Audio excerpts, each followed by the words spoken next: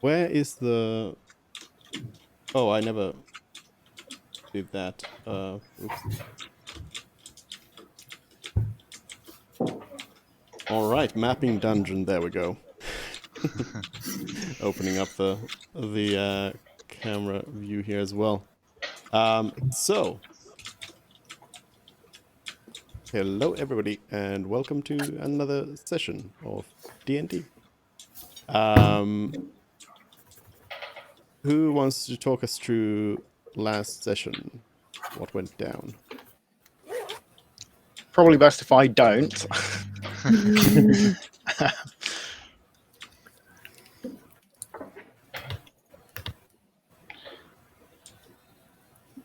Anyone? Anyone? I can do it.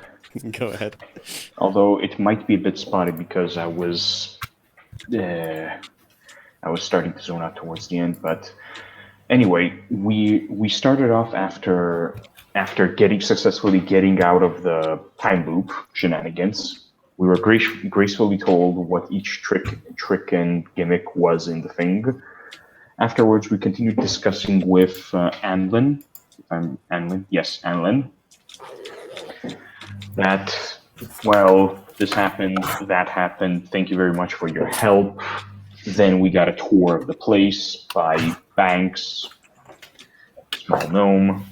And as we were given a tour, we also got notice that there's a siege happening at Fort Harm and the recruitment's happening. During this process, Mervyn also hatched a plan of getting his buddies' waivers for the draft. But we never actually went to Fort Harm. We went to Lyvernia, towards there. And in one of the villages where we, passed through, apparently there were people going missing. And people think that it is there'd be dragons afoot. And dragons in my dungeons? Oh no. Can't have that. The evidence does not suggest dragons, but they are Yes. all convinced. The evidence suggests no dragons whatsoever, at least what we know of dragons to be true. And everything says that the people just disappeared suddenly without any trace.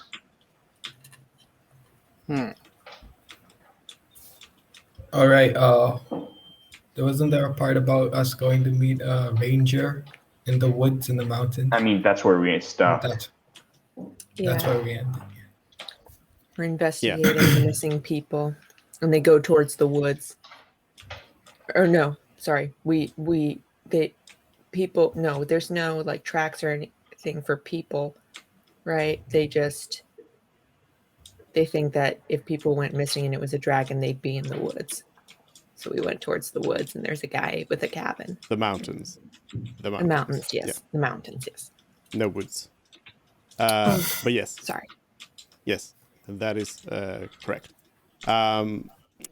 So we continue on from the meeting with the Dwarven Ranger, but before we get to that, HJ, do you want to give us a quick rundown of what the level 5 brought to Frid?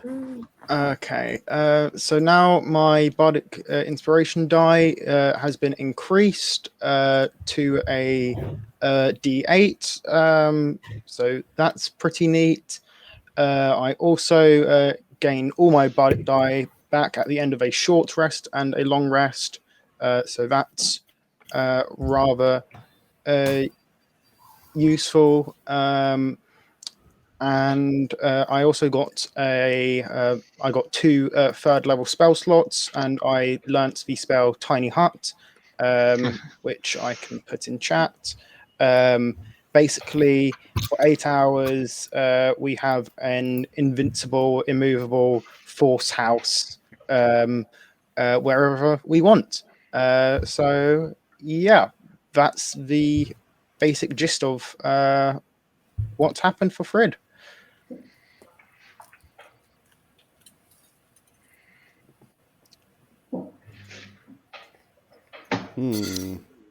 Very nice. The tiny hut is indeed tiny. When you think about it. Enough to sleep in. It's cozy. Might have to leave Todd outside. Yeah, I mean you'll bring in Todd, you'll bring in the mule and everyone. Maybe. Everybody in there. But all right. That's cool. Cool. You now have tiny huts. So first of all, did any of your characters speak Dwarven? I think not. Oh, Mervyn does. Mervyn does. Is anyone in general like really familiar with the dwarves?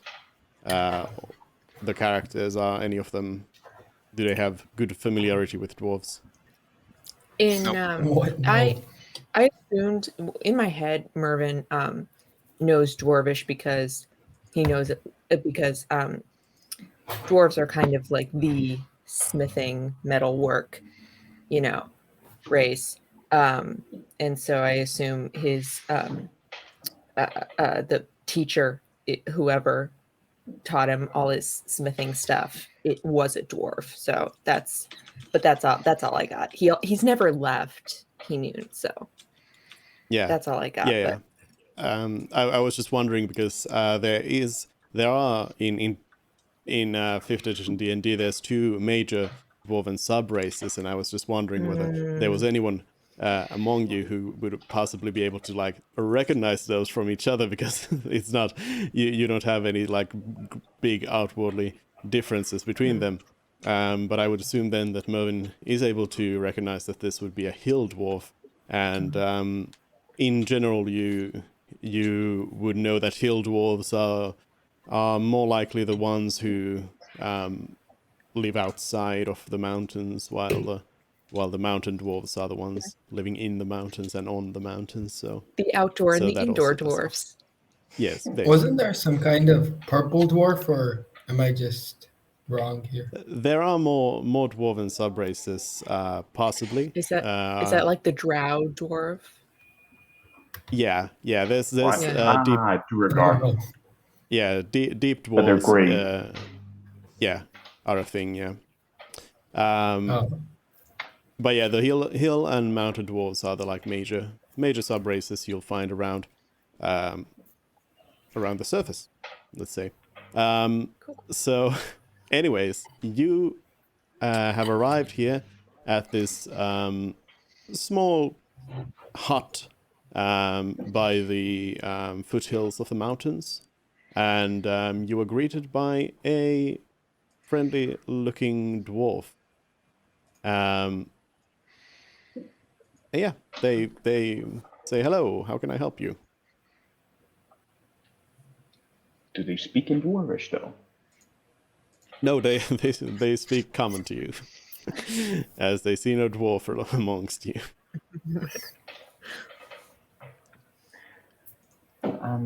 Hello.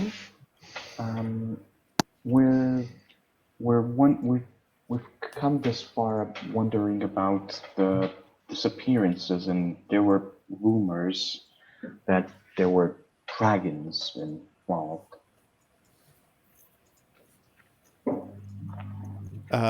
Yes, the dwarf says. I'm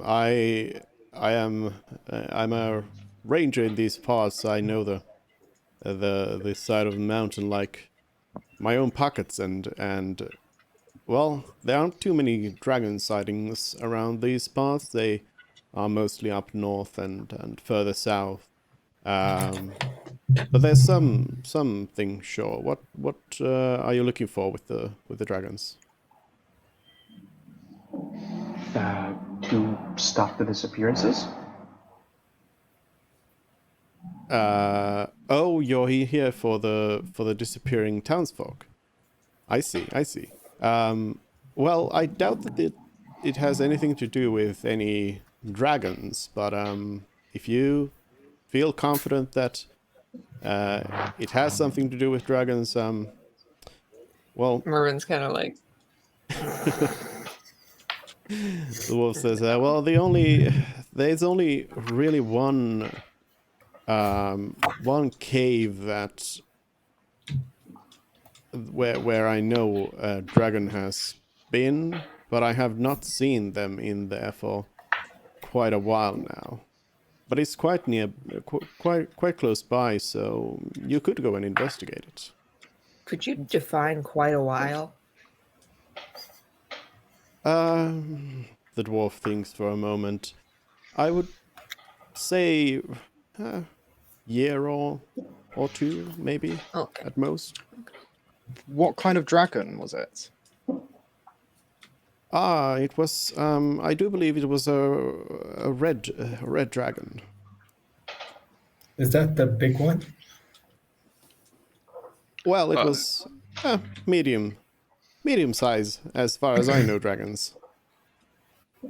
Do you have any insight on where these missing people may have gone? What do you think it is, if it's not a dragon?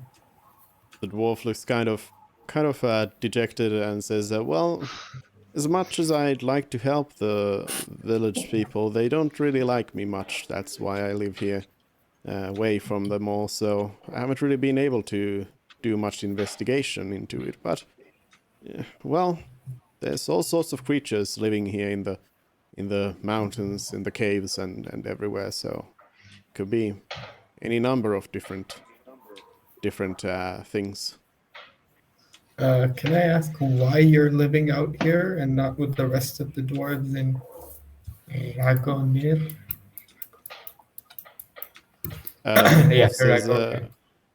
I am not from Ragonia. I've lived here on the surface the whole time. Yeah, Ragnir is probably mostly mountain dwarves, the indoor dwarves. All right. But sir, if you would be so kind, is there any sort of like, wait, how long have the kids been the people been going missing for? They turned to like the group. I don't remember. I think it was like 9 months odd. Yeah. I guess. Do I have notes?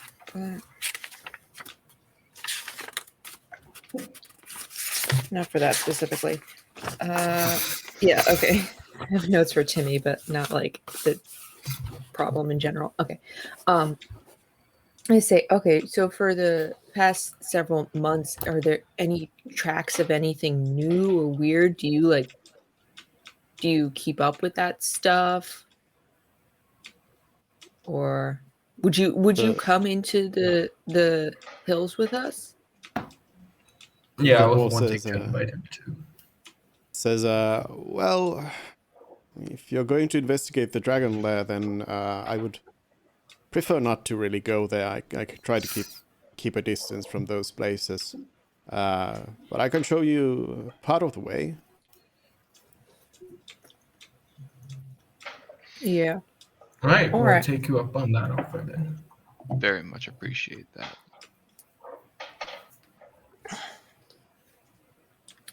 Yes, thank you. Yeah. Roll So I 20 guess we- is frozen. But yeah,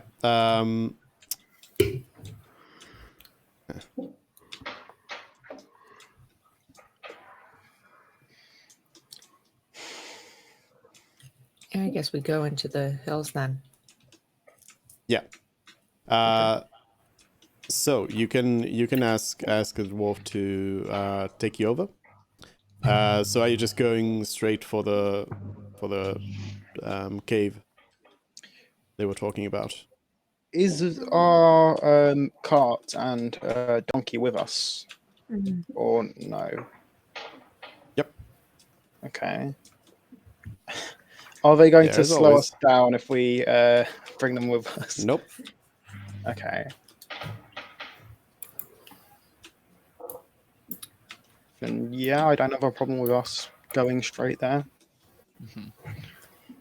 No, I guess I'd kind of like elbow Celeste and maybe like signal that like she should be like watch because she has the best survival skill. To like look for tracks of stuff, anything weird. There were no footprints for the people, but There were no Uh, footprints, but I think it would be rude to interfere with a seasoned hunter. I see. Yes. Okay. can the Dragonborn speak to the dragon? Is it like a same There language? is one we can speak Draconic, but that's if there is one and if it chooses to speak back to us.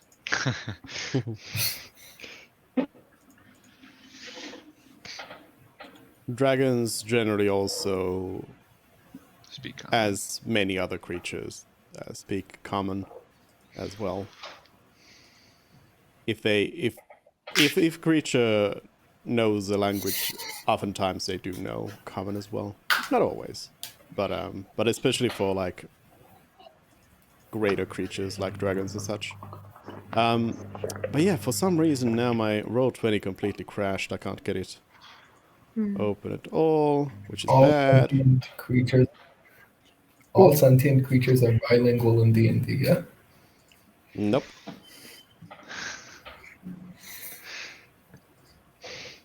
Did we get a reward for the from From the time mansion? Yep. yeah Yep. or no? You kind of did. You kind of didn't.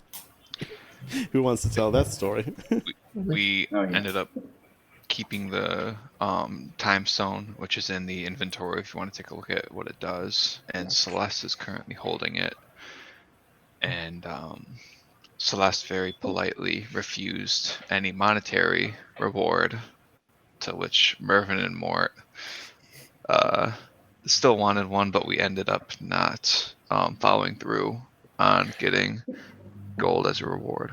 The war summons happened and Anlin was distracted and we forgot in the morning to remind him for the reward. So Yeah, I mean, we did not I want to get make it. that clear that it was not. Yeah. It was not a case of anyone refusing the reward. It was just that nobody Or the went and initial. really asked for it.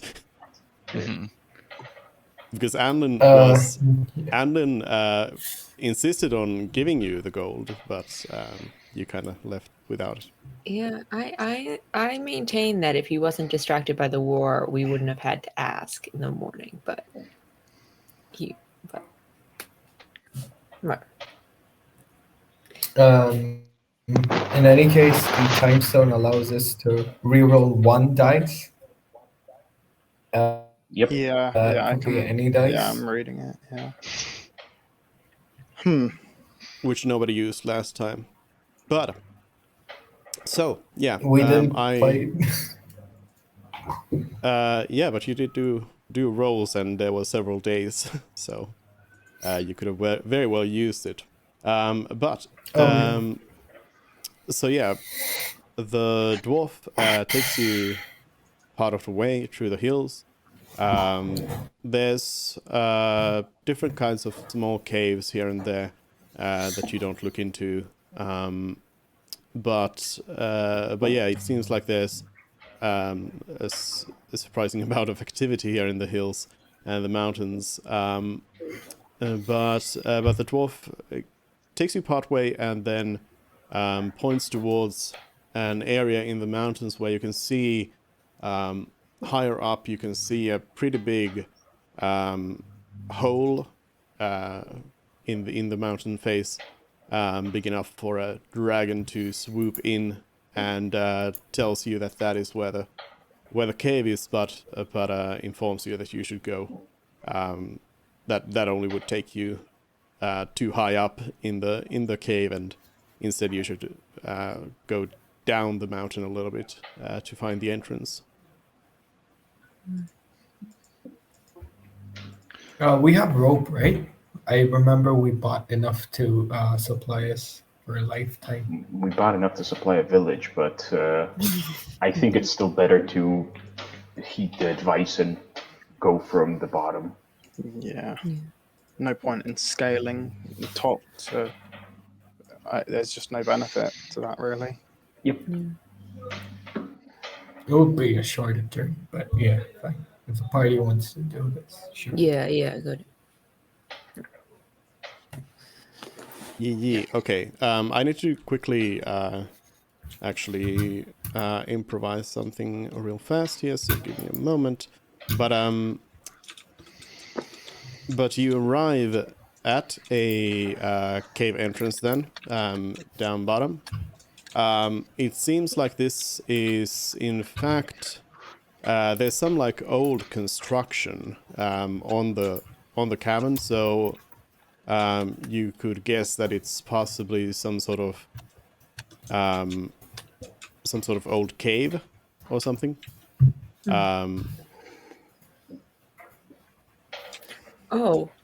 Good sir, I did not ask your name. Oh, you go back to the dwarf and ask the name. He's still. Oh, he didn't come to the mouth of the cave with us. Okay. Yeah. But you go back Yeah, You travel just back run to the dwarf, run and you back real ask, quick. "Hey, sorry, I didn't ask your name."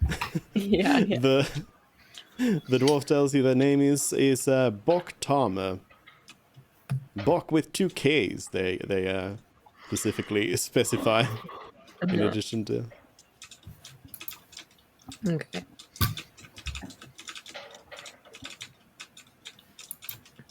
So yes, yeah. So at the cave, yeah, you guess it's probably some sort of old mine, possibly because it's got some old decrepit construction on it. And I can actually now take you over to the map.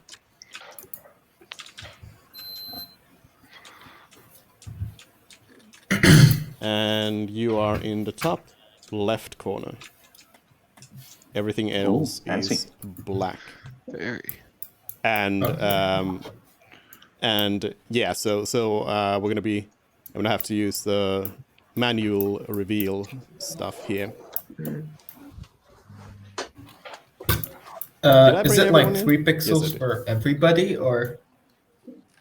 Oh no, it's better now. What do you mean? No, it was very pixelated for me, but it got better. Yeah, it might load in a little bit.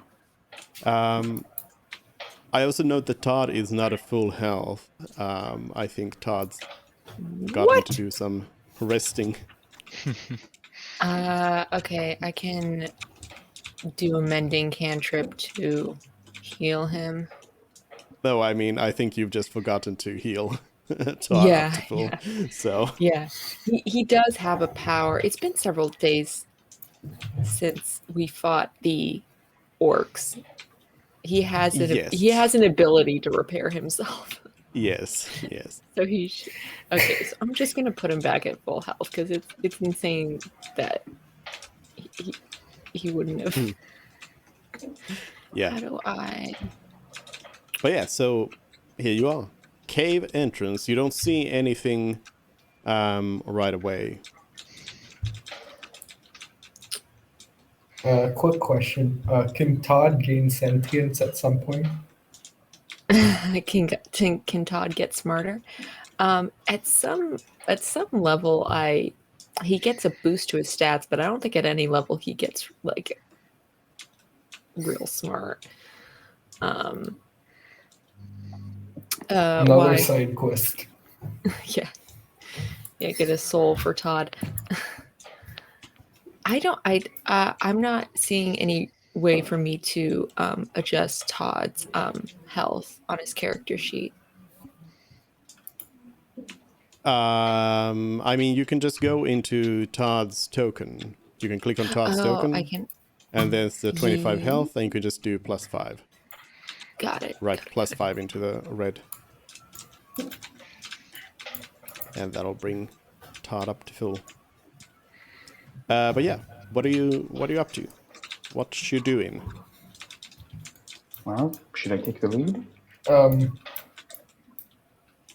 Yeah, but is it just like a steep drop here and here and here and here stuff?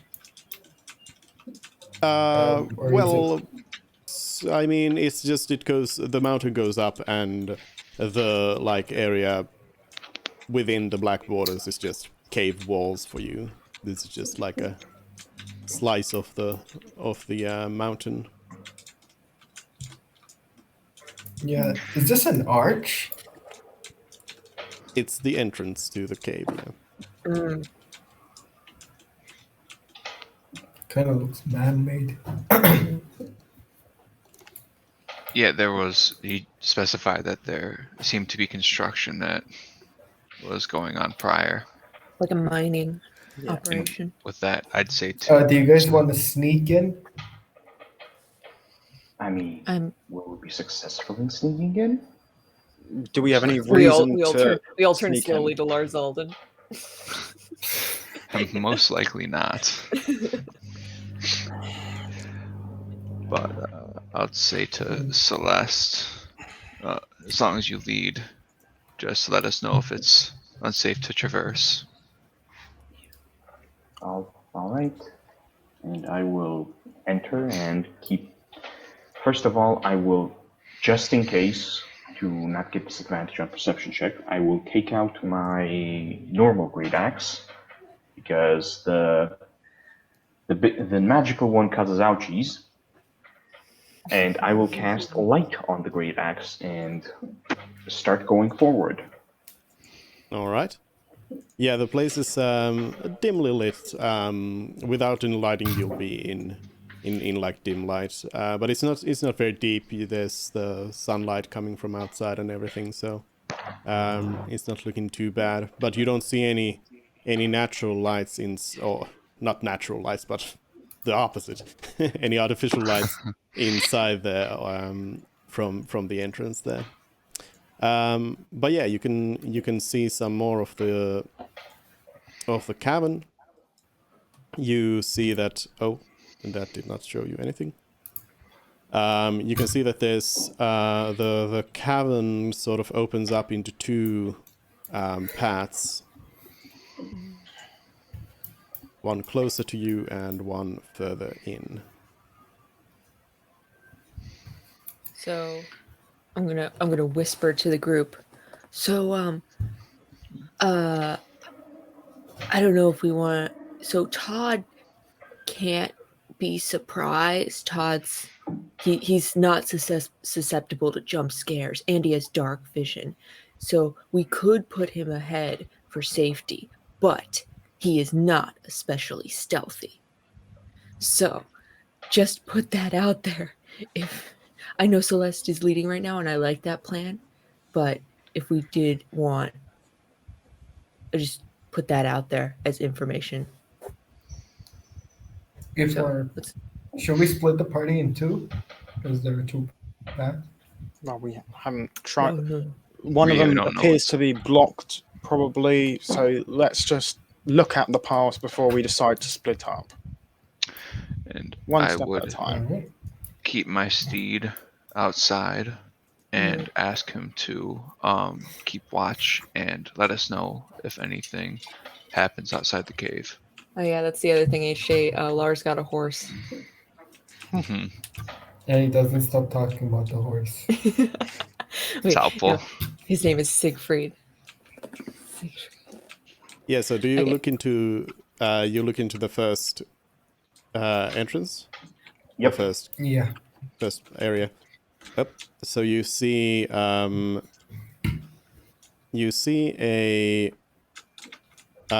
old rug, like wolf felt rug on the floor there in front of a door, which seems to be in a relatively good shape, a wooden door. Okay, so let's Yes. go. Okay, I'm not the best at this, but can I try something? By all means. Sure, I guess. Celeste will go over here and slowly pull the rug away. All right. You hold on. Hello? Oh, I'm doing the wrong thing. That's why. You slowly... Hold on. Oh, that's too fast. You slowly pull the rug away. The Aha. guest. Now the rug's... I don't know. It goes away. You have found a trap! So we can either jump over it, or we can take the other path. You can actually just go around this. You can try to walk by the Yeah. edges of it. It's not too hard to do that. You would not need to do any rolls for it either. Oh, okay, sweet.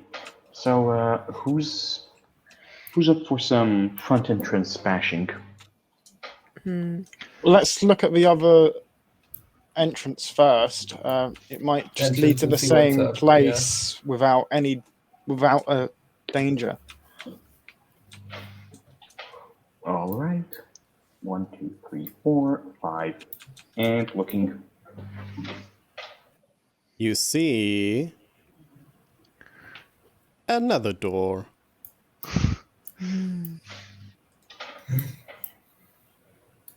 Mhm. No rug on this one. Can I look around and see if I'm very there's... suspicious of the right-sided one.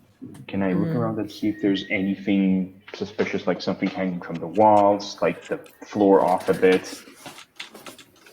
Yep, you can try to do an investigation check. Alrighty. No more roll. Everything is fine.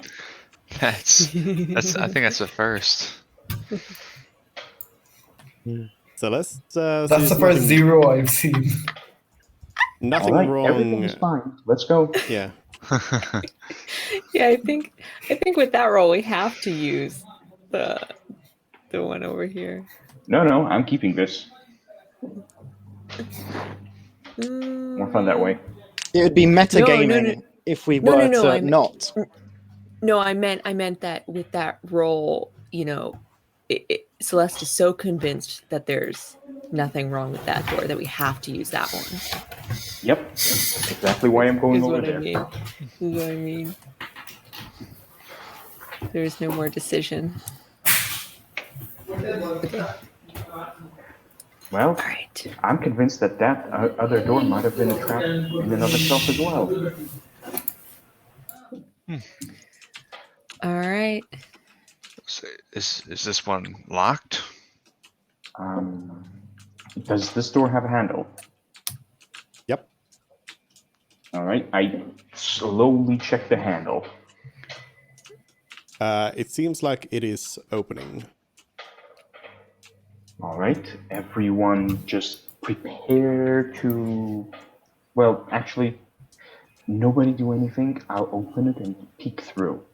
I open the door slightly, as small as I can, so that I can just see what's beyond the door. All right, give me a stealth check on the stealthiness of this move. Coming up. All right. Oh, yay. Much better.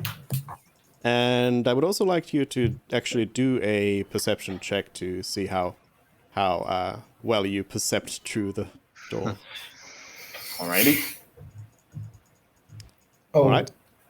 You can peer into the next room, and you see that there's and actually you also hear that there's a bunch of kobolds there. Exact Guys, numbers questionable, but many. alrighty. More than two, More than less than 6. 100. Alright, guys, there's kobolds behind this room, so try to be quiet. And what are we doing with them? Are we trying to scare them off, or... I mean, are they I causing think anyone this any is a harm? mare, isn't it? If they're just living here peacefully, then really we have no right to do anything to them. Although, Unless they have like a sorcerer overlord, I don't think they could be the ones taking the people. There's always a chance. We should at least check it out to be sure. I mean, we I can think we ask. should masquerade as like traders or something. Worst comes to worst. Like, take a diplomatic option at the start. Sure. And then we can ask them about the So missing we're people talking, as right? well. Yeah, we're talking. We're talking. Alright, Fred, would you like to take over from here? sure, why not? Then I will knock rather loudly on the door. All right. You knock on the door. No answer. Okay, Nobody I comes will to open up. open the door then. As we know it's unlocked, I will just open it wide and say, "Hello, is anyone there?" You open the door and you see a bunch of well, quite frankly, quite confused kobolds who weren't expecting somebody to knock on their door. So, let me reveal these areas for you here.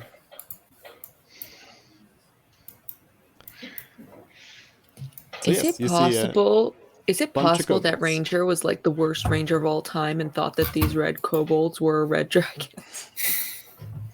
And as as you open the door, I would also like for you to roll for initiative because these kobolds immediately take an aggressive stance. So Why? let's do that after I remove your turns. And there we go. Go ahead and roll your initiatives on your characters. Ooh.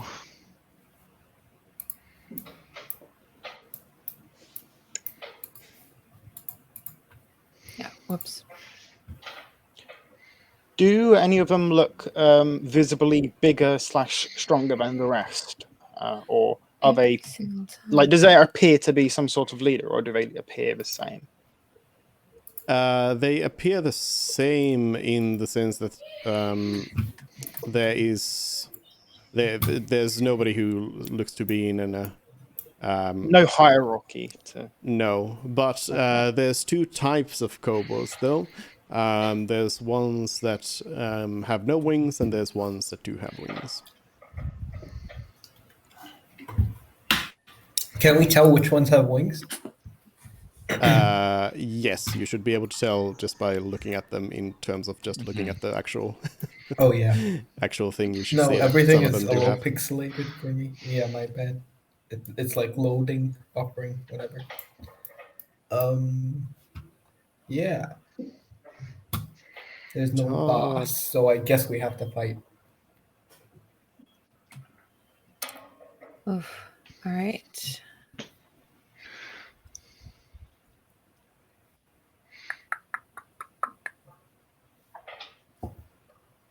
All right. So, but yeah, what do you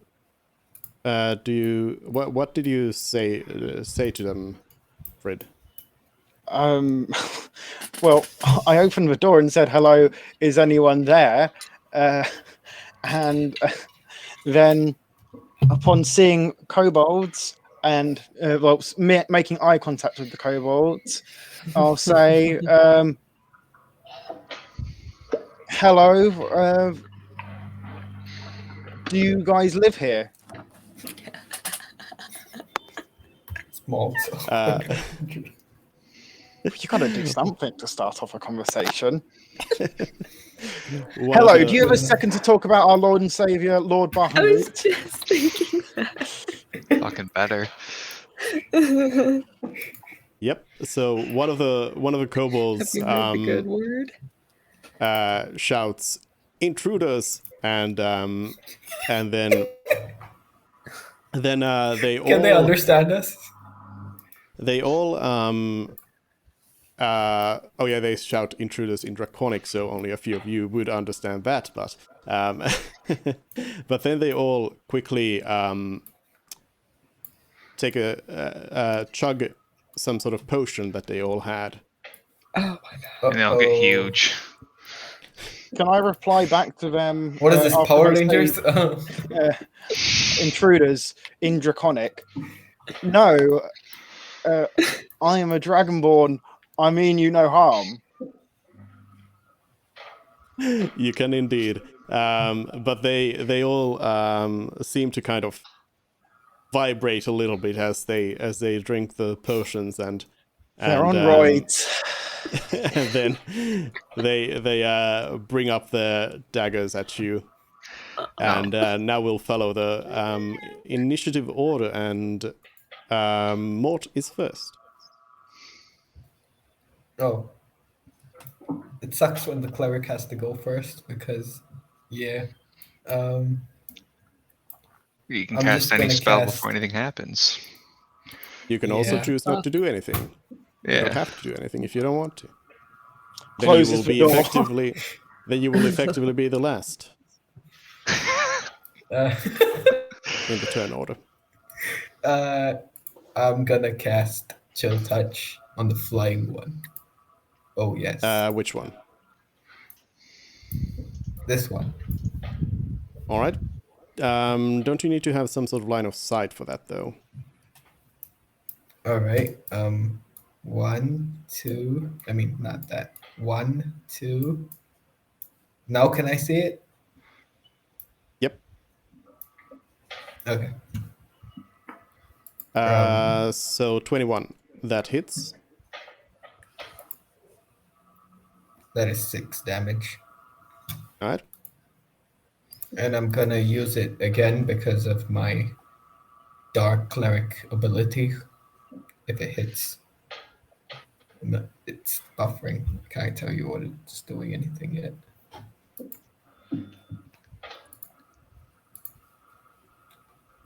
Who are you using it on? The same guy. You can't Does a use it on the 17 same hit? person. Oh yeah, this guy. All right. That hits. And Oh, 7. All right. The flying kobold in the back seems to be in pretty bad shape after that hit. Mm.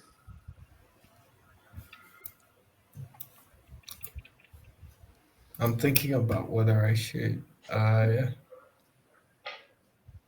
It's buffering so much. I need to check up on something, guys. No, I don't think I will. I'll just end my turn here. All right. Then it's Lazaldin. Alright. I will say, fuck. Everyone take arms and walk. So, oh, can we not pass through the door? You should be able to. No. Oh wait, okay. Now you can. Oh, there. Sorry. And I will. forgot there No, was- it's all right. yeah. I will stop here. Say, Celeste, hold this choke point with me. Draw my Understood. longsword. And hold my action until a kobold comes to within range to attack. All right. So you attack any kobold that comes in Any range. kobold, yes. Specify, yes. I'm assuming he's Any like holding creature. his sword like a baseball bat. With one hand, I have my shield. All right. Then we have one of the kobolds coming in, and it is going to rush. Yep.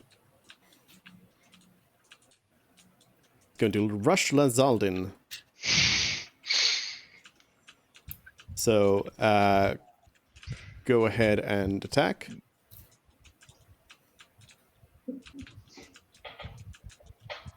Oh, 26 to hit first. That is a dead kobold. That is a hit. For 10 damage. All right. The kobold takes a huge hit to the face and is really looking bad. And for not my that bad, extra- not dead.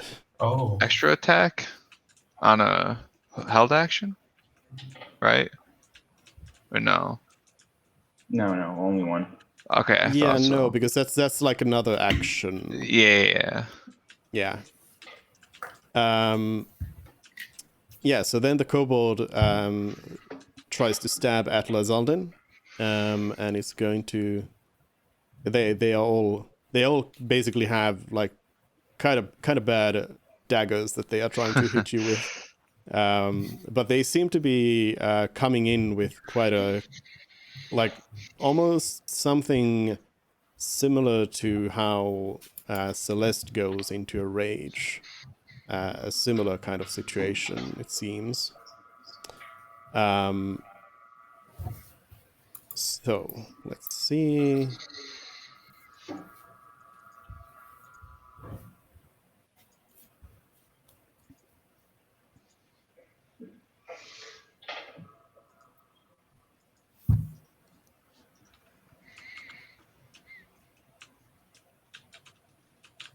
Does an 18 hit? It does not. Currently at 19.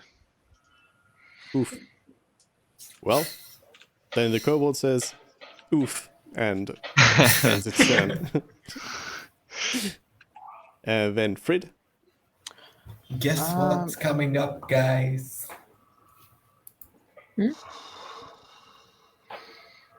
I think a few kobolds are gonna take a nap now. Just a little. Yeah, dirt nap. Wait, is that each creature? How much can I move? I can move.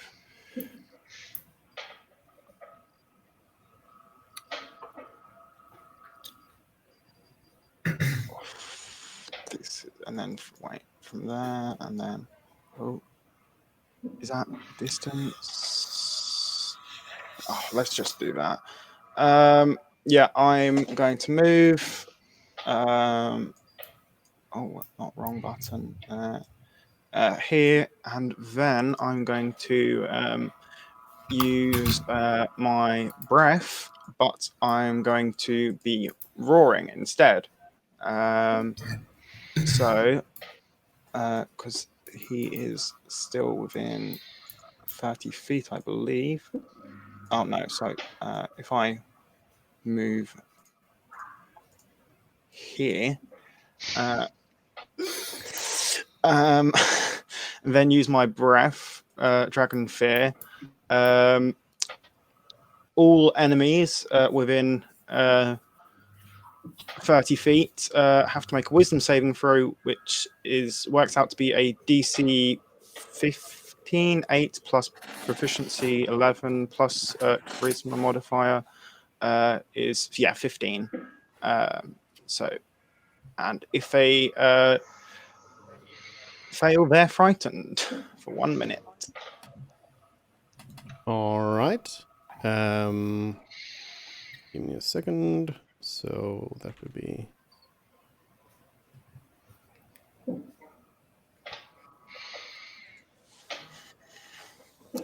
You said 15. Yeah, that's a DC, wisdom DC. All right.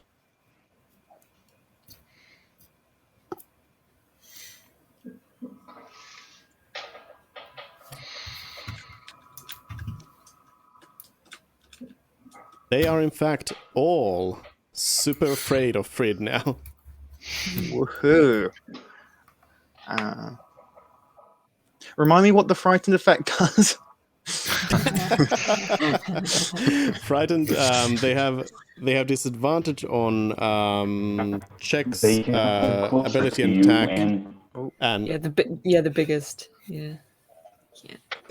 yeah. So they have a disadvantage on ability checks and attacks while they can see you, and they also can't move willingly closer to you. That's kind of poggers. And then I will use my bonus action to give a bardic inspiration to who goes next in turn order. Todd. Yeah, no. Who's It's Mervin who's next. Ooh. is Mervin going to help?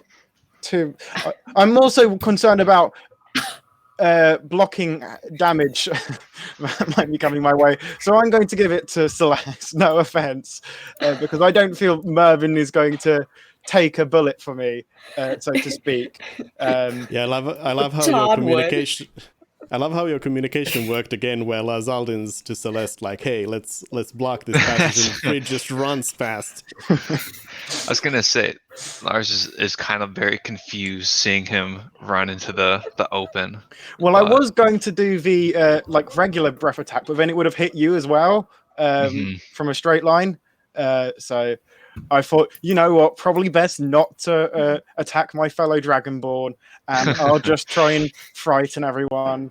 And appreciated. So yeah, I'm giving Can Bardic. Todd be inspired? Can he? Yeah, I'm pretty sure.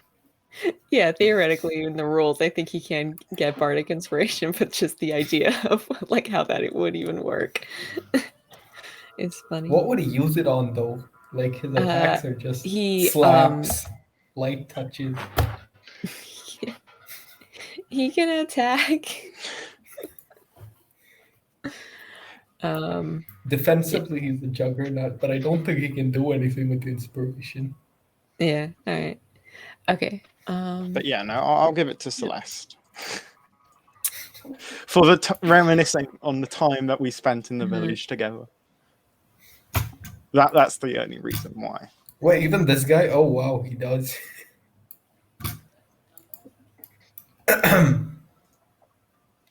All right, so that's Frid's turn. Mm-hmm. Okay. So the flying kobolds, they do take up to the skies, so to speak, but the cavern is low enough that they can't actually like fly out of reach of any of you in here. So we can assume that they are flying 5 feet up.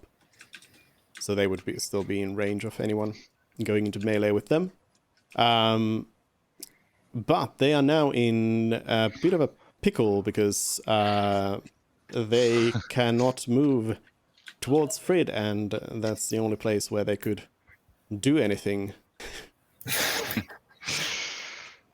So, hold on. Let's see, what would they do? It's not just they can't move towards us, they're terrified of me. They don't want to go near me. Do they repeat the saving throw at the end of their turn? Let's see.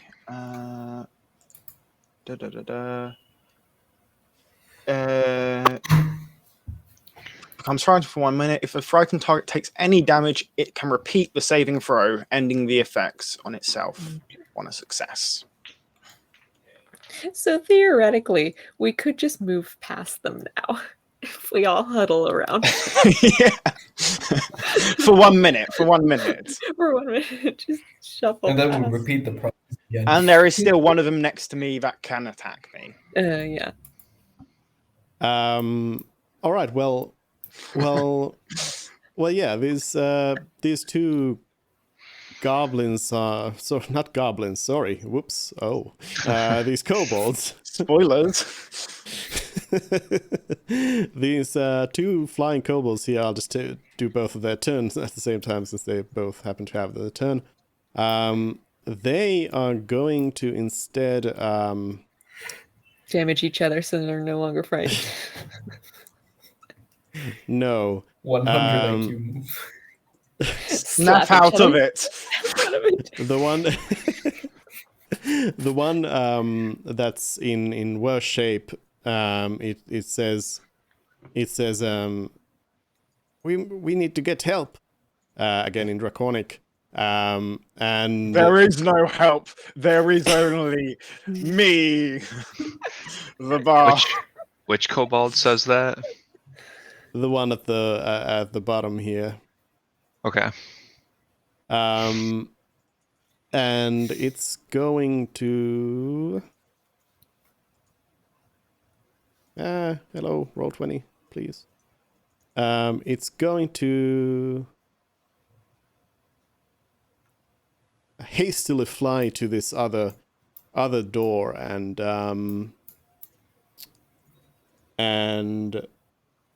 yeah, it's gonna just fly to the door. And the other one is going to fly down here. And they end their turns there. The other one at the bottom, it flies down down south where there is another door. And it takes it seems to kind of ready itself up for anyone coming in. Brandishish is it's a dagger at like everybody, kind of being like, get away from me. And that is Mervin. Mervin. All right. I'm gonna use my shiny new automatic crossbow, and I kind of move like here-ish. And I guess,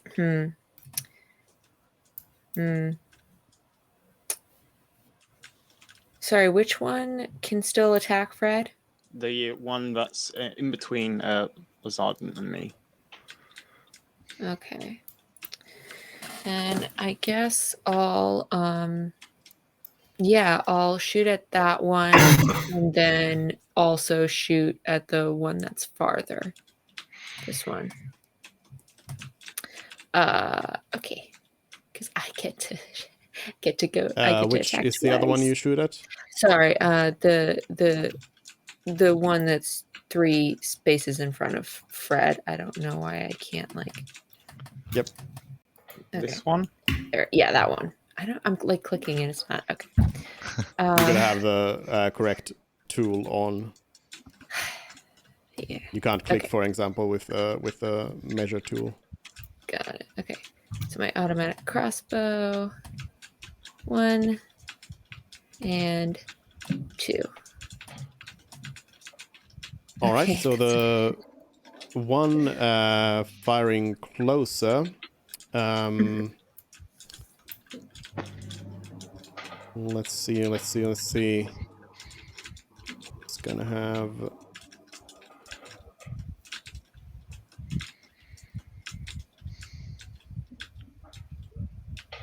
19 would still hit. As you are firing through your friends, they're gonna have a little bit more of a. It's harder to hit them. Yeah. But you still hit the one next to Lazaldin. You shoot one shot straight into its head, and it is dead. The stick out little thumbs up. Yeah. And the sword hand. It's also no longer frightened of Fred. Wow. And then and the other one, you unfortunately miss. Yeah. Damn it. And I use my bonus action to direct Todd to dash. So 1, 2, 3, 4, 5, 6. Actually, you know what? Todd doesn't really need to dash. He can just stay there. You know what? Todd doesn't need to do anything else. He can just be his lovely little self. So I don't even use my bonus action. I don't need it. So you unbonus your action. And I unbonus my action. Oh, I didn't realize it wouldn't take very much to get Todd up there. So Yeah. all right, we're done. All right. Then it's Kobold. Which one? It's that one. Well, we have another Kobold that cannot move forward. But these unwinged goblins. Why do I keep saying goblins? These unwinged kobolds. They do have a trick up their sleeve for situations like this because they do carry slings as well. So it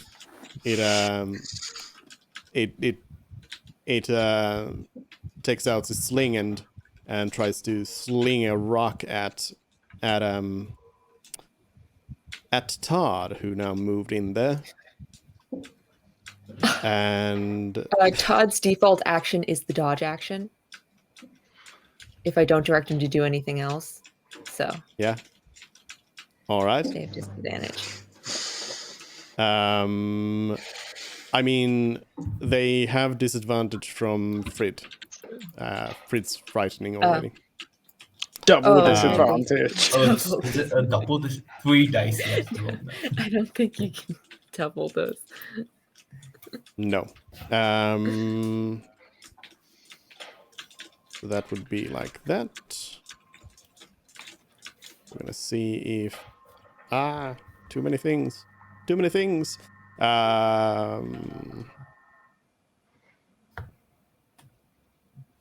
What am I writing? I don't know how to roll things. There we go.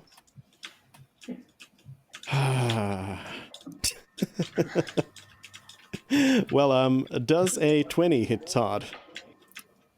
Even at disadvantage, they get a 20? Well, you know what the other one was. Was It was it a crit. Yeah. Okay. Yes. Yes, that hits Todd. All right. Then Todd Smoking. takes.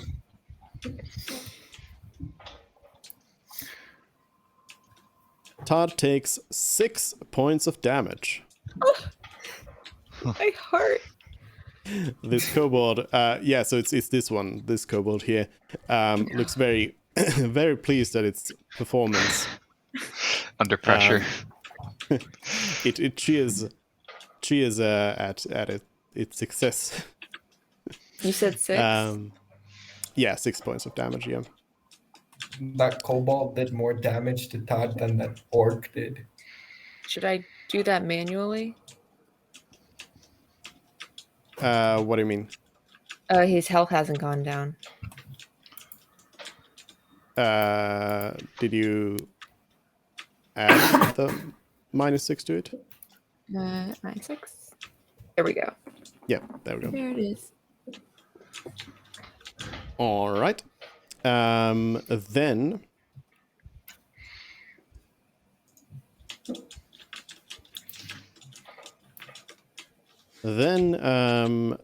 we go to, well, actually this kobold, since it's a bit scared of Prid right now, it's actually gonna move away as well, and it's gonna go to the door back here as well.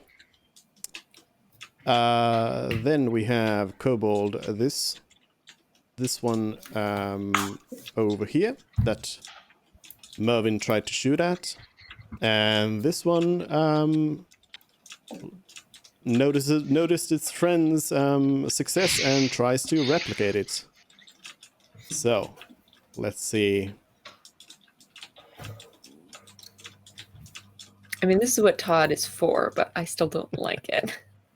Does a 14 hit Todd? No. Uh-huh. It's an armor class of 15. Thank Also, God it wasn't me then. Also, I forgot how disadvantage works, and it was actually 10. So yeah, it definitely didn't work.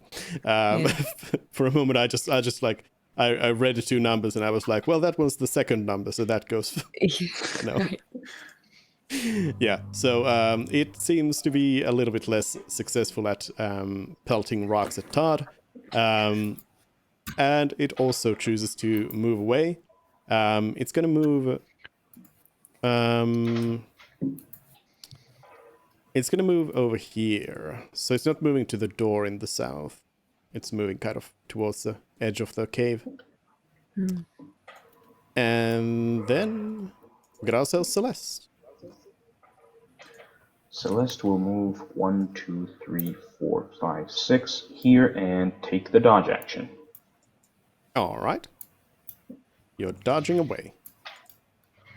Yep. Then we have Kobold, the last one,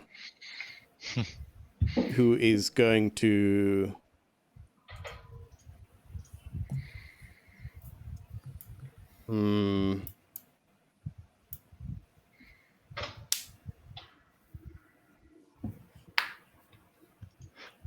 It is going to follow suit, but shoot at Celeste this time. So it's going to take the sling at Celeste. And let's see how this goes. How about a 15? That's a hit. Celeste takes 3 points of damage. How much? 3. Okay. 3. Yes. And it's gonna also step back. And it's Mort. Guys, I just kind of realized that don't cantrips scale up with level once you hit level 5? Yeah, they do. So Since Chill Touch is a spell that I had to add physically, like by myself, Hmm? I don't think that applied. So No, I it, think from it now did. on, if you It look at did. the rolls, it does. Yeah, it's a 2d8. oh If you hover over yeah, the roll, no, it's a I'm an 2d8. idiot. My bad. I'm just gonna get in line of sight. Can I see these guys over here at where I'm currently standing at? They've kind Yeah. of hurt themselves a little bit because now an area of effect spell will fuck them up. I wasn't planning on doing that, but now I'm searching if I have an area. No, I don't. It's No. only Okay. single. Okay. I don't think I have 9 doesn't hit, Which one? obviously. You need to It- first tell me who you're the- attacking before you attack. It doesn't matter now, does it? This guy right here. It does not hit. It can matter. Like one of them may have had some sort of conditional effect on them. But no, it does not hit. Right. Let me just check the distance. One second.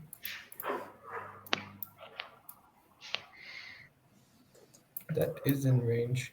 Oh, but he has wings.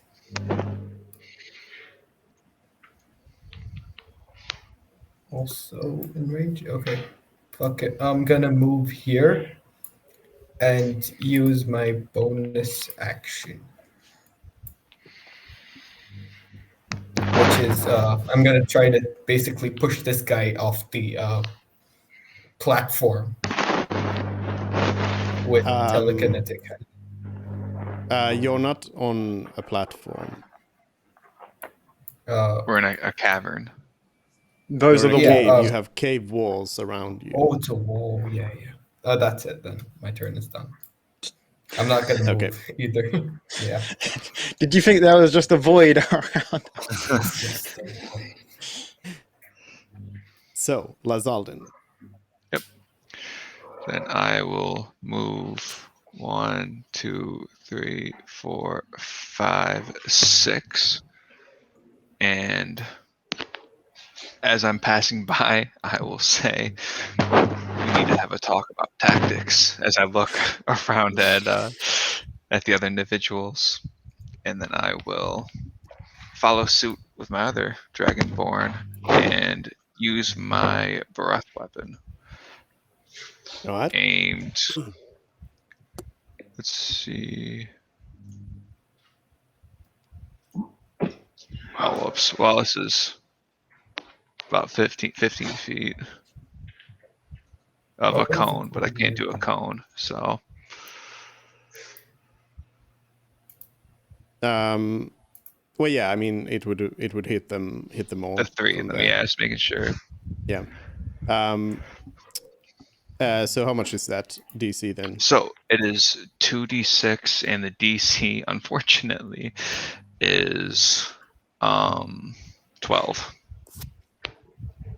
Well, all right. So Constitution check for that, right? Yep. All right. And they take 8 damage or 4 if they save. Okay. So the one on top, it does kind of, well, I guess. Oh yeah, you're doing cold, so you're trying to kind of freeze them down. So they're not trying to dodge. They're trying to Withstand. withstand the cold here, and the one on top does pretty well at that. But the two others do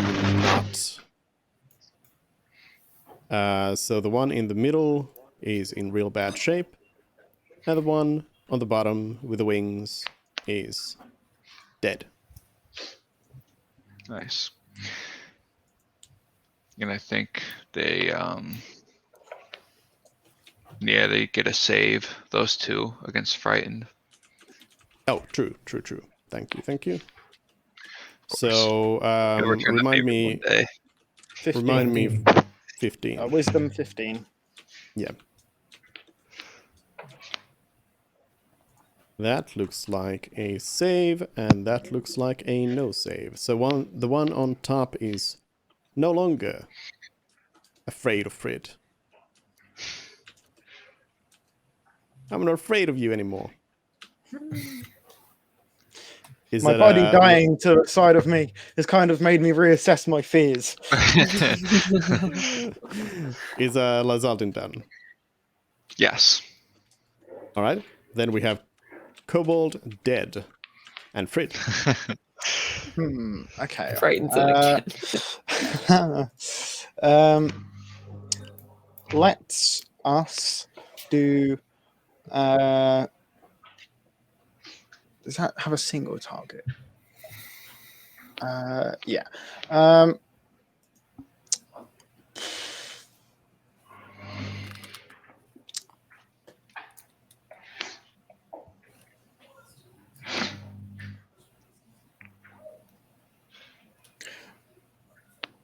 I'll move 1, 2, 3, 4.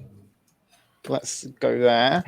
And then I just like to speak out to everyone, submit before me, in an attempt to persuade them to do that. Not using any skills or anything, just talking to them. Okay. Just talking. Yeah. Just talking.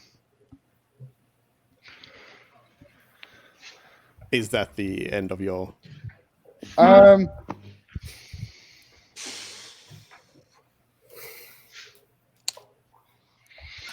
take the dodge action as well. Go on, then.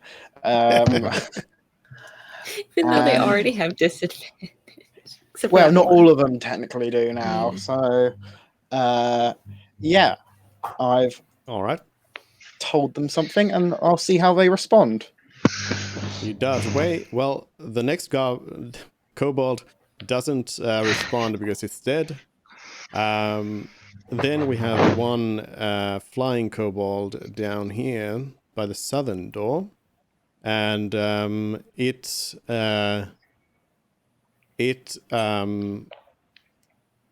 seems to be really frightened by Frid, who moved in and started saying bad stuff. So it is just staying in place, and it's still just like it's got its dagger ready to hit anyone who's who's coming in. Mervin. All right. Mervin's gonna run into the fray. 1, 2, 3, 4, 5, 6 for here. And then, what is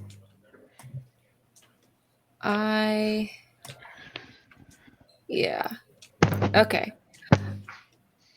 I would like to after Lars's. Oh wait. First, sorry. I, Kate, know nothing about kobolds, but from what I know about dragons and the fact that they are red, can I do like an Arcana check or something to see if they are resistant to fire? These guys, would they be, or anything, or like maybe like when Lars did his cold breath, were they like extra susceptible? I think that would be more of like a perception in what Mervin would A think nature check, rather wouldn't than it? what he knows. Right. More of just not a check, but like, okay, maybe they're resistant. Or Yeah, are you maybe are you not. trying to assess things based on like what you're seeing right now, or on what you know? I I guess it would probably be based on things right now. I could probably deduce based on their reaction to the cold weapon breath. Mm-hmm. All right. If they- Well, you did not actually see that happen. Oh, I didn't. You just see So one kind of frozen, and they're a little frosty. Yeah, well, there's a dead one. yeah. So make of that what you will. Okay. All right. Well then, I'll just use my flamethrower. You know, all right? And I can attack twice. Oh, sorry. I'm attacking. I'm attacking the one directly, like in front of me. Wait, why can't I? And then what?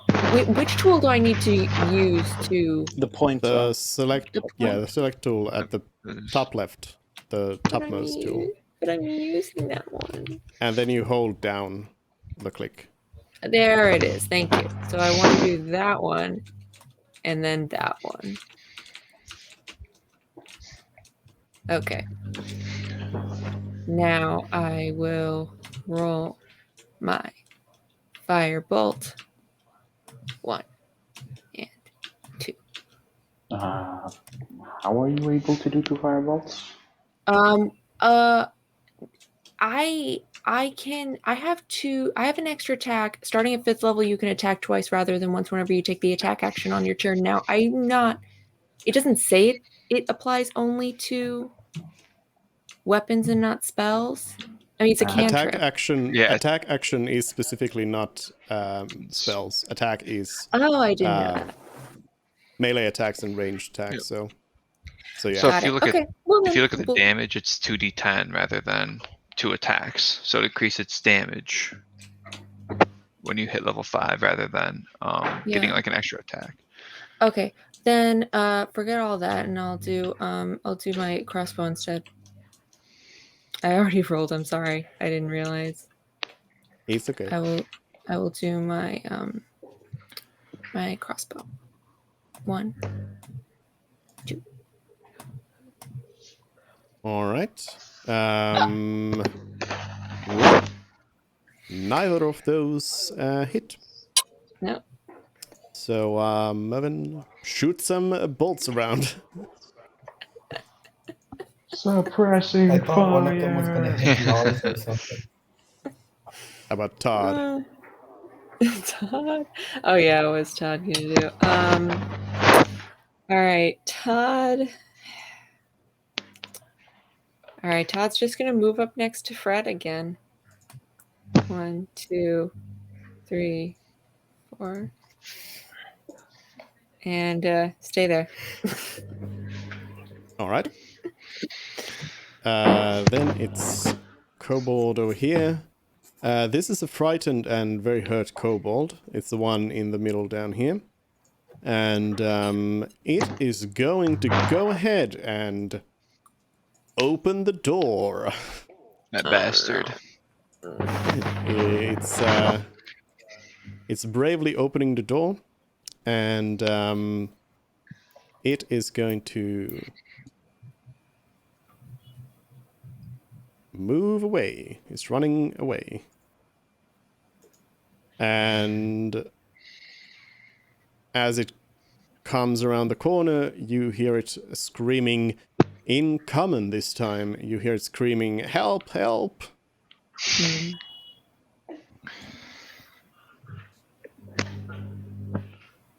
And then it's this other kobold here, which is also kind of cornered by Frid. Though it can actually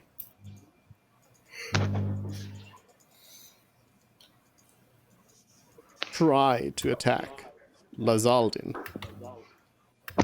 It runs over to Lazaldin and it stabs you real hard. Hopefully not too hard. Well, if it hits. Well, no, it does not. Nice. Celeste. Alrighty.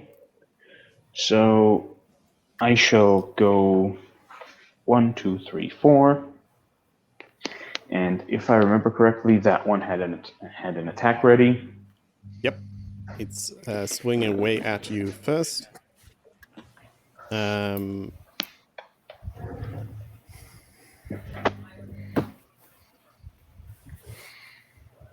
16. That's a hit.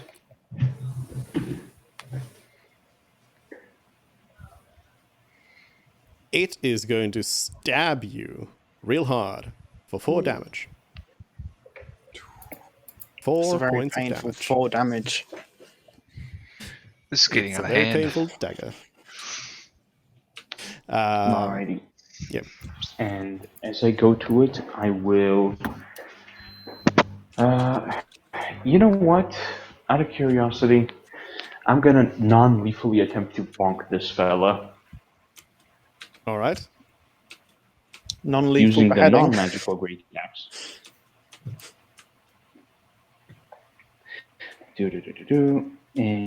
And normal. That's a natural 1. Second attack, non-lethally again. Slightly better. Slightly better. That one hit. And 13 slashing damage. Absolutely non-lethally kills this one. It drops down to the ground. And dies non-lethally there. Alrighty. And then I will just... I'll stay there and turn. Alright. Actually, give me a quick second here. How big are kobolds, by the way? Small sized. How tall is that roughly? 3 feet-ish. So, like, less than a meter. What are you Roughly. planning to do to this? To these poor kobolds. Like a 7-year-old kid. Meat Maybe shield, younger. string them up, chest and back. Oh god.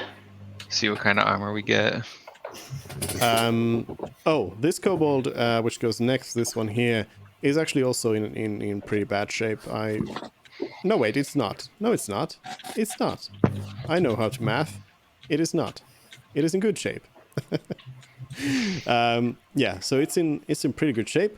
But seeing as how its friend is in trouble here with Lazaldin, it rushes in here since it's no longer frightened or afraid either. And the kobolds seem to once they are both next to Lazaldin,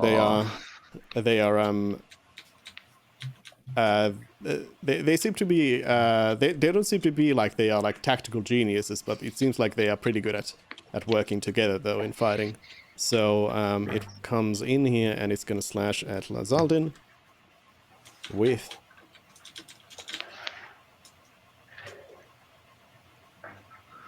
a 20. Oh, yikes. I assume that's it. Yes, yes. Yep. And Lazaldin takes 4 points of damage. And that's the end of the kobold's turn. They don't have too many things they can do. But if you let them do it, they'll do it a lot. They like to stab. Mort. I'm gonna do my trick again.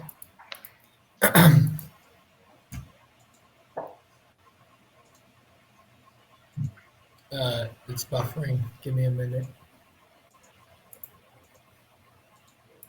All the tricks. On this guy right here. Alright. There's a 12 hit is at the... unfortunately not a hit. Right. I am just going to chill beside Mervyn, and that's it. My turn is done. All right. Chill touch failed, so you're just gonna chill. Gotta chill one way or the other. Yeah. Then it's Lazaldin, Okay. surrounded by kobolds everywhere. Come up to his hip. I'll take a quick look around me just to notice that the rest of the kobolds are dead besides the two in front of me, and I will yell, I'm going after the runner, and move here, here, here, and I'll let you do the opportunity attacks while I... All right. You're gonna take. Miss. Miss. Interesting. Disengage? Never heard of it. 4, 5, 6, and then I will dash.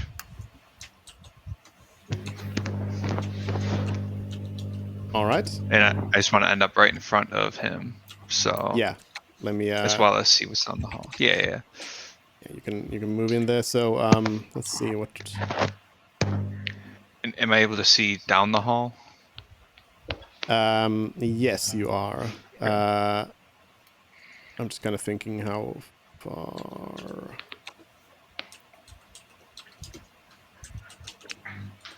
Probably 15 if it's dim light. If not, 30 feet. Actually, this place is lit up a little bit more. So you know what? You're just gonna see. Dramatic purposes, you're gonna see this. Ah, So you see that the cavern grows much larger here, and it goes up top as well, much larger, and you can actually see sunlight coming in from the top in here, and you can see kind of the general shape of the whole thing. You can see the back of it there. It's not like an endless cavern or anything. You see something at the very far end, some sort of like otherwise the cavern is quite flat, but at the far end you see it goes up a little bit, and you see some shapes back there, and yeah, you see a lot of like stuff back there, but you can't really tell what it is. as well as on the a couple far of the side. kobolds. Yes, you see that there's a few kobolds more in here. And what is their attention currently on? They have currently turned their way towards the kobold that came in and screamed. Okay. Yeah, that's my turn. Okay. My dash. Then it's Fred. Okay, what I do next is I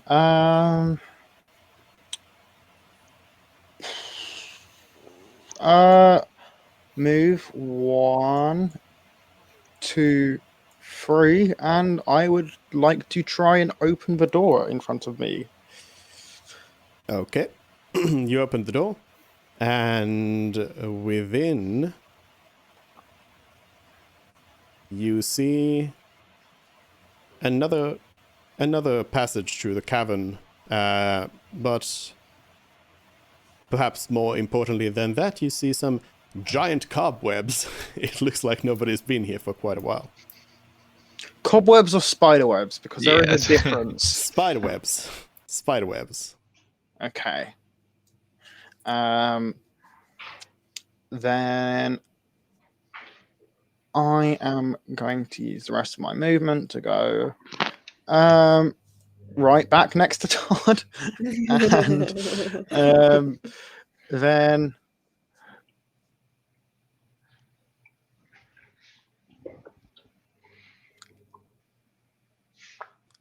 I'm going to pull out my flute and I'm just gonna say, join me and play along, and then I'll just start playing a few notes on my flute. Who are you saying this to? Um, Anyone listening? I'm saying it in Or Draconic. I'm Todd? saying it in Draconic. I'm saying it in Draconic. So, Okay. To the rest of the party, it just appears that I've pulled out my flute, said some dragon stuff, and then started playing music. Do I get to roll for performance? I mean, I'm not gonna stop you.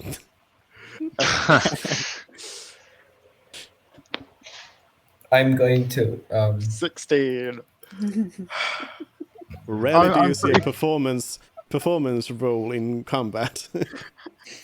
Hey, when it happens, it happens. All right. Well, Join my band.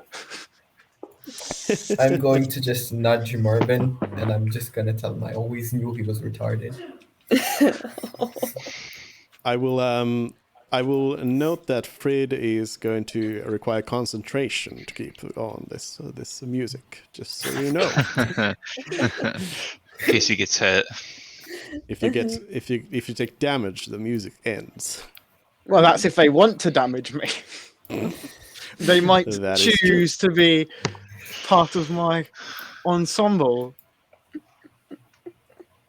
I guess that's the thing. You just said then- submit, and now you're saying join my band. Yeah, submitting to join me in whatever endeavors I ask. Submit to the beat. It's a very mixed message, I think. I mean, from a point of view, yes. Yeah. I wouldn't Then really it's agree with that point of view, but yeah. Mervin's turn. All Just right. imagine breaking into someone's house and forcing them to join your band. Don't give me All right. ideas. I guess I will shoot at both these guys. I got one move now. And I keep missing, which is just How so successful has it one move heart- been? You know, it's heartbreaking because this weapon is kind of like I have a +7 to attack, and yet I keep missing. Okay. 1 and 2. Which one is which? You've got to be kidding me. I don't think it matters. A 14 and a 13. I don't think it would have either. Which one is which? Oh, I guess the one for this one was the first. Okay. And then And this for one future was the reference, remember to first tell me Yeah. who you're attacking. Especially if you're doing multiple attacks, Right, it sorry. does matter. But they both miss. And then I'll command I'll command Todd to go and attack. 1, 2. Here, and he'll attack this one with his bonking. Here we go. And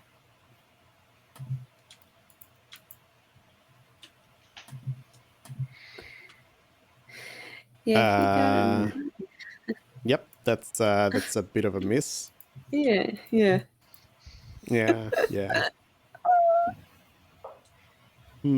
Force I feel empowered like- Ren And then- sounds like and then such Todd- a Todd will badass move. Todd will move back. He still has the rest of his move. Todd will move back too. Oh no, he'll get an opportunity attack. At disadvantage, if that's any consolation. Yeah. it will be Actually, Todd would not be taking a reaction here because he the already kobold has did. already attacked. Yeah, it already yeah, but isn't attacked it from isn't it the something. fright? It's the frightened No, one. he already used his reaction on me when I ran, so he doesn't have a reaction to use. Oh, got it. Okay, Yeah. so yeah, Todd will move back to Fred's side. All right. Then at this point, Lazaldin can hear this, but the others, being all the way in the other room, can't. And even Lazaldin doesn't really hear it so well. But I whisper you now in chat, so you can see the message there. If you hear something, but and I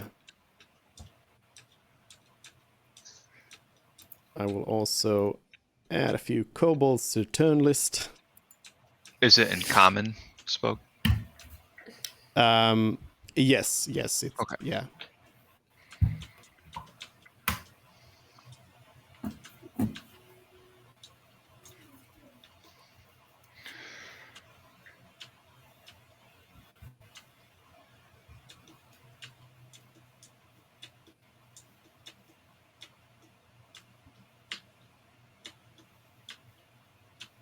We're coming for you, little Timmy.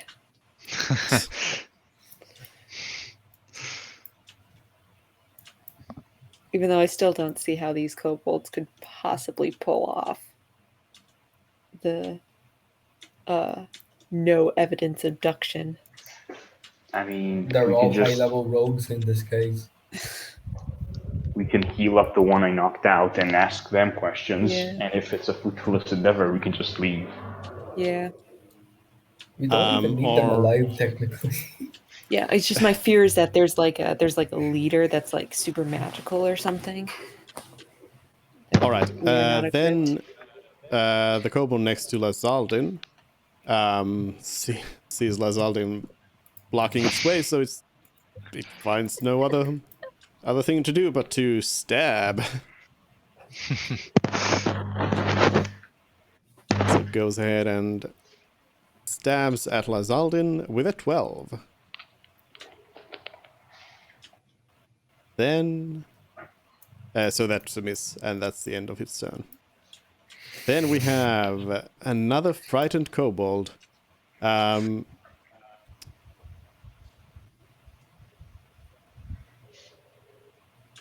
This one is going to choose to run away. And it starts running down the corridor. Then here it notices Lazaldin and it chooses not to keep running. So it runs all the way there and ends its turn. Then we have one of the kobolds from further into the cavern, and it is going to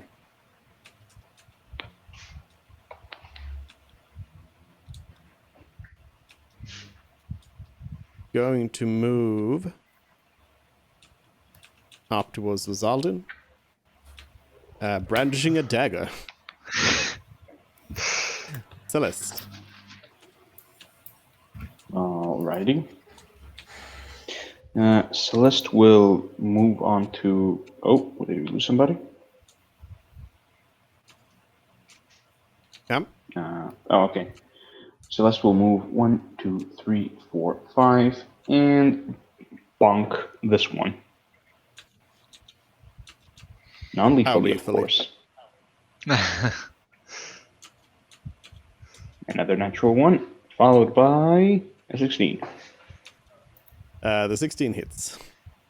And this kobold is very dead.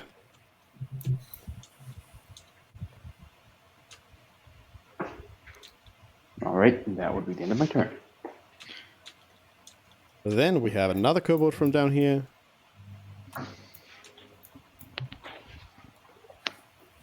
And it moves now right next to its friend. Then we have dead kobold. Okay, then we have this other flyer. Now, this one is... so, here we actually have a situation where, for the first time, you're going to meet up with somebody who flies.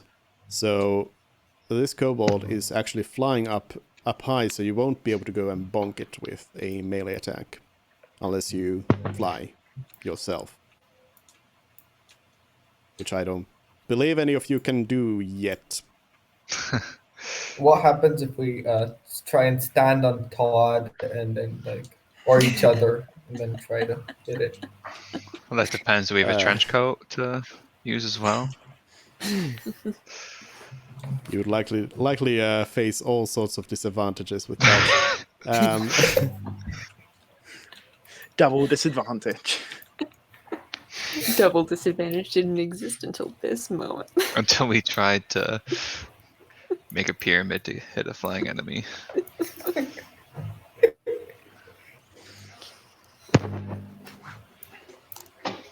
Yeah, it's just gonna move up as well. Then it's Mort. So this, so the if you look over here on the right, this kobold here with the wing symbol is flying high up, like 40 feet. Oh, currently. okay.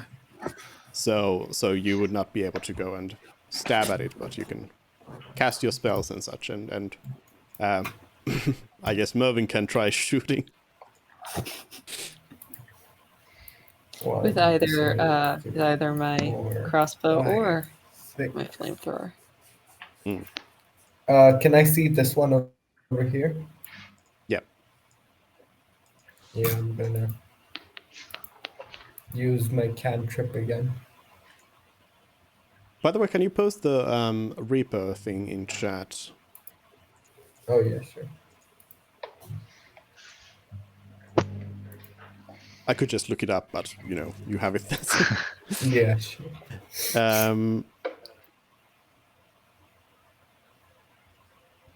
Yeah, it doesn't really specify.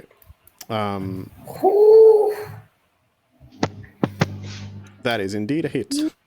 It doesn't really specify the Reaper, so I'm gonna rule one thing about it, and that is that you don't need to. The way I kind of imagine how it works is that you, when you use your spell on something, it kind of radiates out of that thing instead of you casting several spells in that sense. So I'm going to say that you don't need to be seeing whichever other thing you're trying to hit, if that ever comes into play. But yeah, that's a crit, so that hits, and that's 8 plus 8. 16 damage. But yeah, you still need to do the attack on the other one though. But yeah, that's a definite death. 25. That's a hit. Oh, 10. Yep, that's a death. Double kill. I'm just gonna do that pistol arrow thing and end my turn. All right. Then we have Lanzaldin.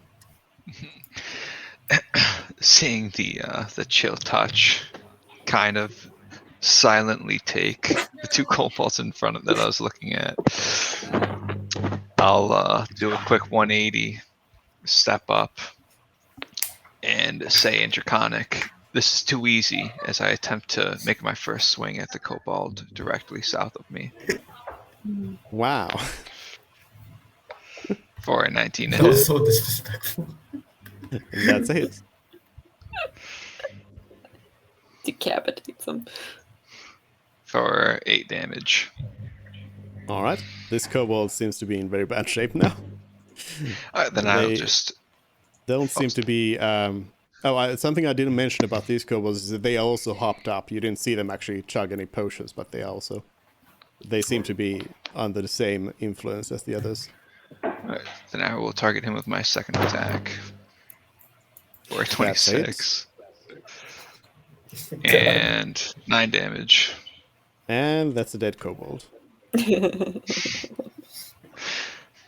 And yeah, as I cut that one up, I'll just turn and smile to the other, waiting. Rule. Frid.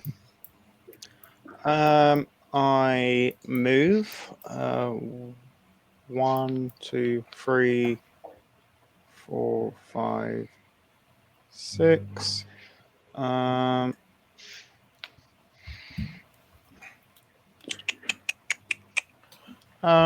then let's take the dash action. 1, 2, 3, 4, 5. Am I allowed to stand in the same square as a dead kobold? Yeah. Okay. 6. And If, all if the it doesn't while, object. I'm going to still be playing my flute. Got a Pied Piper. Lead the army of kobolds. Skipping. And I guess that will be my turn. Yeah. Okay. And then we have Mervin. Mervin. Okay. 1, 2, 3, 4, 5, 6. And then Mervin will dash. 1, 2, 3, 4, 5. Yeah, and then command Todd to do the same.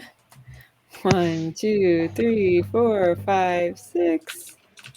1, 2, 3, 4, 5, 6. Okay. And yeah, and then I guess I'll kind of like shout to my automatic, like my crossbow, get it together. All right, It's we have brand some new. dead kobolds in the turn order, and then apparently they were all dead. So then it's Celeste. Celeste will a bit trepidatiously kneel down and attempt to examine the kobold she thought she, knocked out. Harmlessly bonked. Yeah, it's knocked out. I'll actually mark them, the ones that you non-lethally bonked. So we remember All right, them. then. Okay, then she will put her great axe down. Take the unconscious body and put it in not a chokehold, but like a restrained position. Okay. Making sure that the dagger is away and whatnot, and we'll use healing touch on it, giving it 5 hit points back.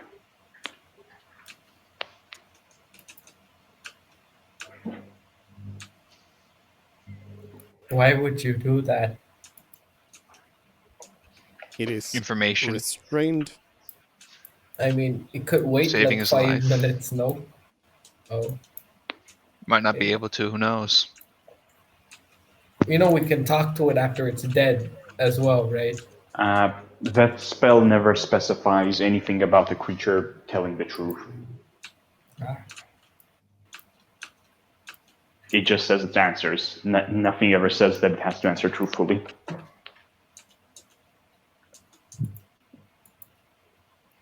And besides, All right. Celeste would rather end this early rather than continue.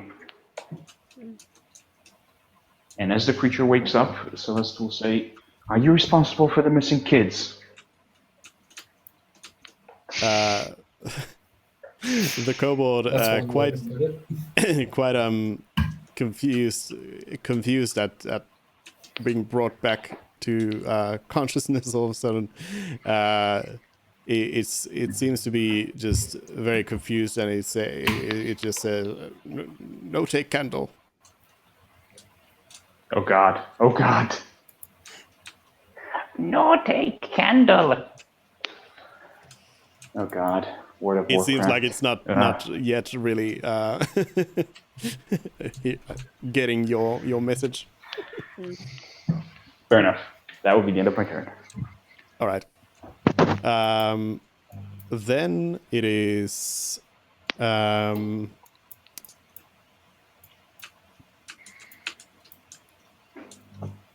I mean, I think I actually took this off the turn order as well, so I guess I'll give it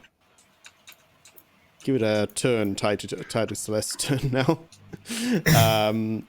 So then we have a kobold that is next to Lazaldin, and it is going to. Well, I'm actually going to give you all a guess. Everyone gets one guess at what it does. What does what? The kobold to Lazaldin. Stab. Yes. It joins Fred. Yeah. No, it's going to start. It's going to pick up an instrument and start playing with me. It Compelled stabs by the music. Lazaldin for an 18. Almost right. Oh, that does not. Yep. Then the flying kobold is going to fly over Lazaldin, and it is going to drop a rock. I feel violated. Hey, it could piss on you from up there for all it wants to. So, could be worse. It drops a rock at 21.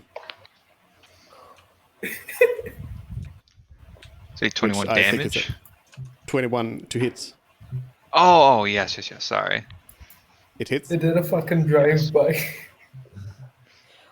Well, So then his it head does. is the only thing not covered in like 2 layers of armors, though. It does 5 points of damage, and it flies over here.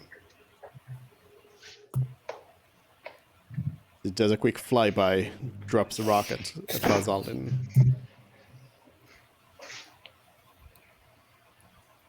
And that's the end of its turn. Mort. 1, 2, 3, 4, 5, 6. Can I see this? No. Okay, I'm gonna attack this one then. But I'm gonna like switch it up and use my crossbow instead. All right, your Psych. your No, I'm gonna use chill touch. that There's a hit. 19 hit for 8 damage. Okay. The kobold is in very bad shape. And I'm gonna end my turn. All right. Then we have Lazaldin. Can we guess what Larsalden is going to do?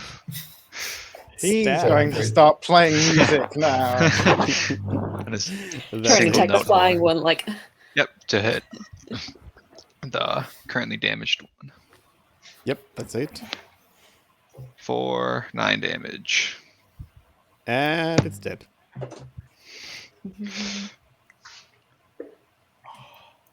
Okay, then I will. How big was the rock that was dropped on me? Not like huge. It's Would I be able to throw it? I'm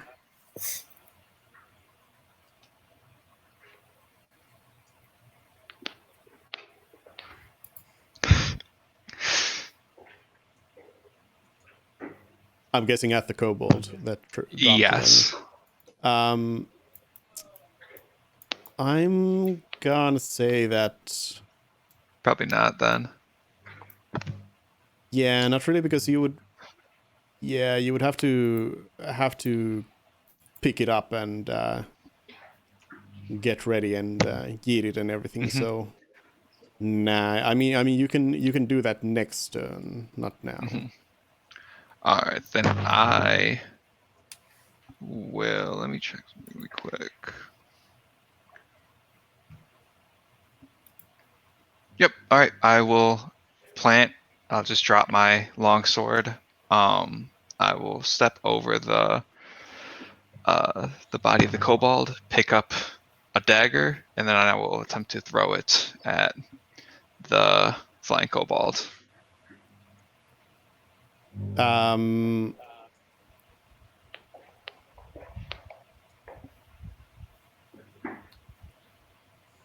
All right. Who's that? Dexterity at a disadvantage if he's more than 20 feet away. I mean, you can use a strength to throw a weapon, Oh, You okay. want Then I'll do that. but it's probably going to be a disadvantage either way. So Mm-hmm. Yeah, it's too far away. So yeah, you can throw it. Okay. Then I will just use this as a placeholder. So 13 to hit. That does not hit. No. Okay. You yeet the dagger up in this into the sky, but it does nothing. No. Then I will end my turn a bit defeated that I couldn't expertly throw a dagger. All right. Then it's Fred. Let's start off by moving. Where was it? I could move to 30 feet. Let's go here. And can I see anything else from where I am? Yep. So you can pretty much. I'm gonna say you can see the whole place here. So what you can see Oh no. is what you can see. You see different sort of like alchemical equipment. Here and there, there's these tanks which seem to have some sort of humanoid shapes in them. Both of these. Then further back here, you see a large skeleton of a dragon, and it seems to be somehow hooked up to this alchemical contraption. There's another tank, which does not seem to contain a humanoid shape, but seems to contain a shape.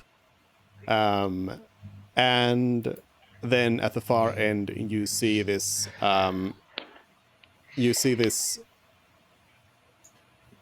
Like pedestal kind of thing that goes up a little bit. There's a table and a gnome sitting on a fancy chair there. It seems like the pedestal, you can already tell from here that the pedestal seems to have something about it. There's something strange in the air around it. Huh.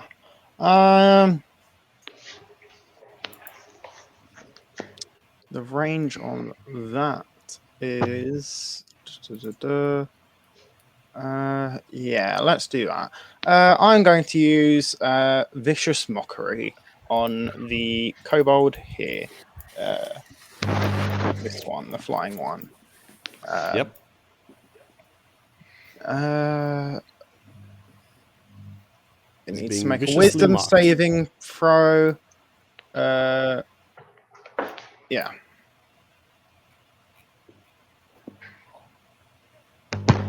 I imagine that Fred like enters that part of the room, sees all the weird stuff, and like kind of like slowly like ooh, like the flute kind of just like goes down like what the hell. Do do do. Oh, and in the lower right corner, you see some sort of prison area with bodies, Yeah. as you can see. That's what it was. But yeah, so what is the DC of this? It doesn't say. it's your spell save DC. Then 15. Right? Can you post the ability in the chat as well? Yep. Thank you. So yeah, let's see. It might need to take a mighty 1d4 damage. Whoa. 2d4 actually. Is it? Fails. Where does it say 2d4? At It's the 5th level. at 5th level, every cantrip gets a boost if it's a damage dealing cantrip. Every single, even if it doesn't say. I mean, it should say. I don't know why it doesn't. It should be in the like at higher levels. Yeah. Let me check. Yep. 2d4 when you reach level 5. So, I mean, go ahead and roll your damage. It fails. You can roll okay. your So damages. Yeah. 2d4. 5 damage. Ooh. All right. It is viciously marked.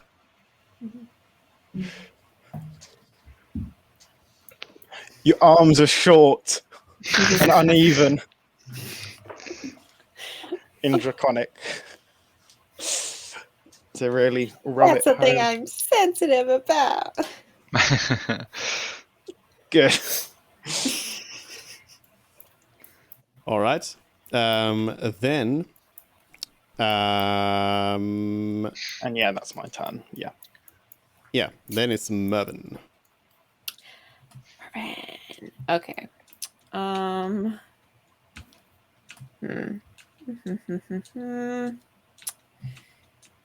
Yeah, I think. See, I'm debating whether I should do something to help Celeste with what she's doing. Would you know that she's doing what she's doing? She's in my line can of sight see. unless the door is closed. Well, yeah, I guess. If you look that way. Yeah. No, Mervyn has tunnel vision about the the flying kobolds. So I guess I'll just, move 1, 2, 3, 4, 5. What is the range on my firebolt?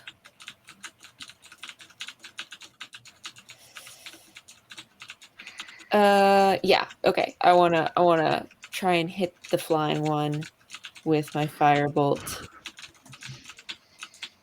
Yep. Gotta be 10. kidding me. Yes. That does not hit. No, it does not. Certainly does not. Is Mervyn having a bad day? Mervin's having a terrible day. He doesn't understand. He's like this close to throwing a tantrum. And I guess he just kind of like motions for Todd to come over. And Todd, check it. I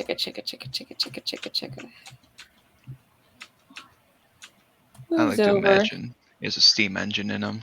Yeah. Yep. Yeah, Todd moves over here, and Todd cannot do anything. Todd does not have ranged attacks, so Todd will just sit there and use his default dodge action. All right. Then it is the gnome's turn, and the gnome yells out. It yells out, "Useless creatures," and says, It's time for some more magic." And all those containers you can see burst, and out of them crawl out some different creatures. I'm gonna be So- like taking notes at this time. Just God. Well, Mort hears that. Mervyn goes, "Oh, hell no! Hell no! No! Get that away from me!" So from I these can't see it. from these first two come out two creatures who you look like they very recently were perhaps humans, humanoids, but they are very much not in any shape they were before. They seem to be they seem to be like their skin is almost like rotting away, and they smell bad, like real bad. One of them seems to be in much better shape than the other one, which is the one that's like crawling is in it doesn't seem to be as well together as the other one. But then if you move your focus down here to this bigger tank, out of it bursts out something that is certainly not humanoid and possibly never was. A creature of, well, you can kind of look at the sprite there and see much of what it is. It's this sort of aberration of different like parts. It's got mouths, it's got eyes, it's got ears. It's just a blob of everything together, and it seems like it's barely like holding itself together. It just blobs around, and also it seems to be like part of it seems to be constantly like melting away. It's not like it's none of it is going away anywhere, but it seems like it's like melting away and spreading into the surroundings, and the ground around it, as you can see, marked by the brown aura there. It seems to be like it's like that's the range of that. So part of the creature is just like on the ground there. So yeah, fun new friends for you to well, I don't know what you're gonna do with them. Yeah, meet. I thought you said eat for a second. I was like, what the fuck? All right. And Those they are those people in the prison, are they dead? those Take a corpses. wild gander. They're- The corpses. they could be sleeping. They could be sleeping. Are the corpses dead? They are very dead. You said humanoids, if I recall. You didn't say they were corpses. But yeah. It's a good thing you asked. Yeah. Or I try and Don't heal worry, them. I've come to say. Oh, right. Oh, no. All right, but that is in fact everything that the gnome does. They just seem to shout out some orders, and these creatures appear out of those containers. From behind his desk. And Celeste. It's upper management for you. All right. Celeste, not knowing what is happening, will just continue trying to interrogate the kobold, saying, "Okay, you're confused. I understand. You were knocked out a second ago. Please respond. Did you have anything to do with the people going missing?" The kobold is saying, says, people missing. No, I not know anything about this. Master has many people, likes to put them in pots.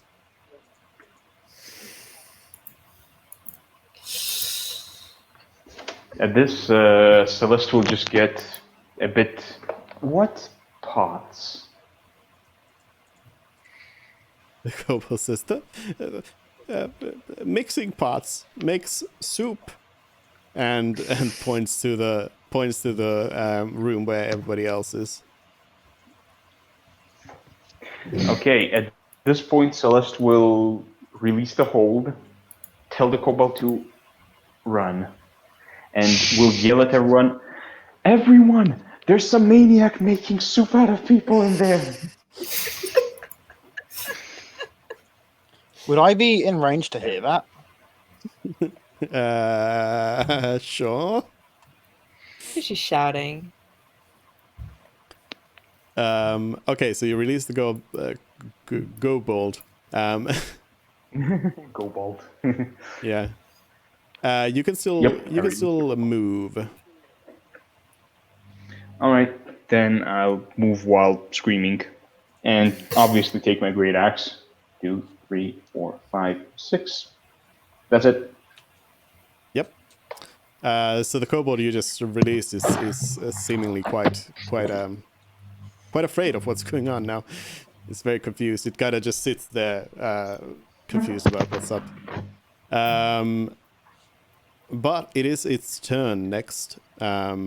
So it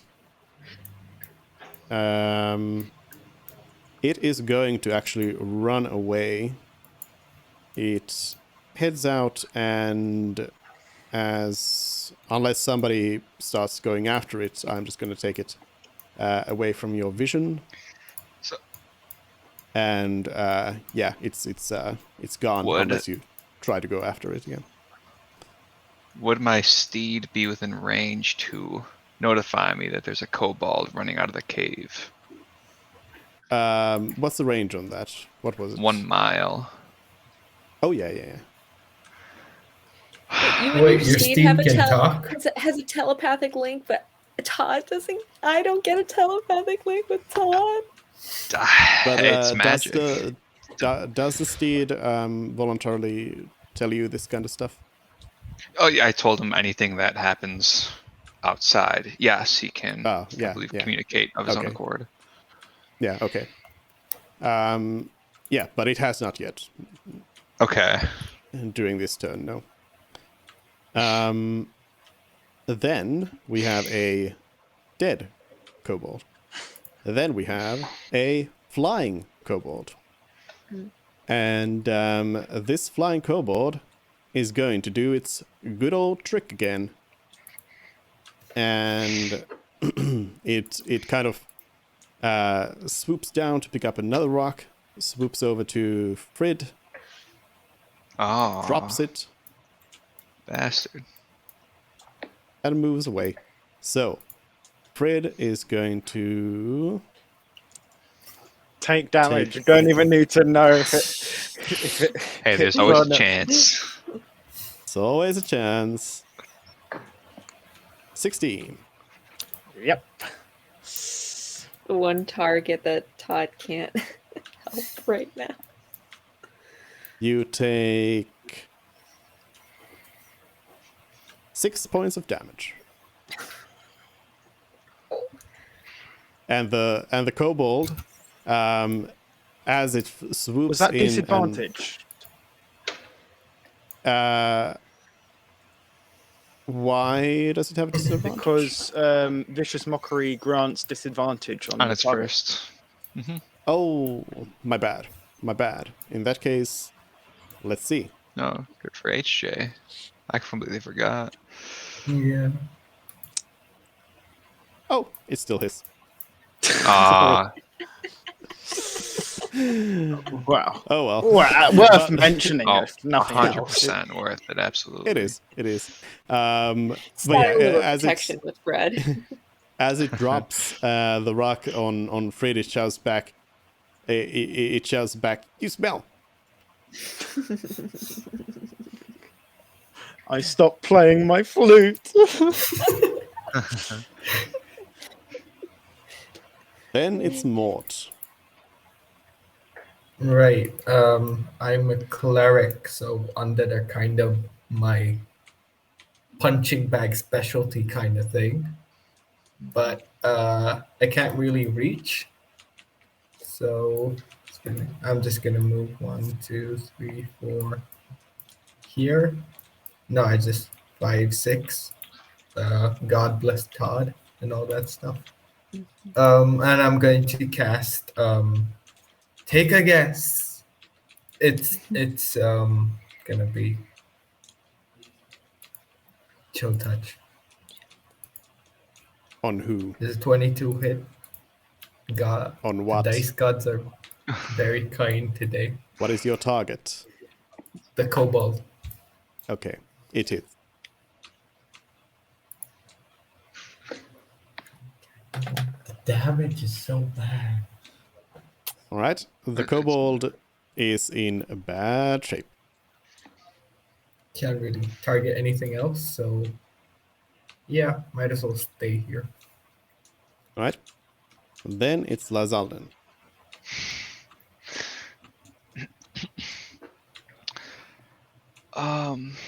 Okay. I will say, say to everyone, we're very out of position. Where's Celeste? Everyone, fall back a bit. We need to regroup. And I will pick my longsword back up. Walk 1, 2, 3, 4. Wouldn't it be better to face the thing with the weird aura of affecting when there's space instead of, a choke point and we all get fucking smashed? Well, speaking from particularly what's happening is I'm the only person that's able to be on the front line when I didn't know what Celeste was up to, as well as the fact that we were relatively extended in terms of our spellcasters. So just Lars retreating for his frontline partner. And I will use Lay on Hands. I'm at 37. 6, 4, 9.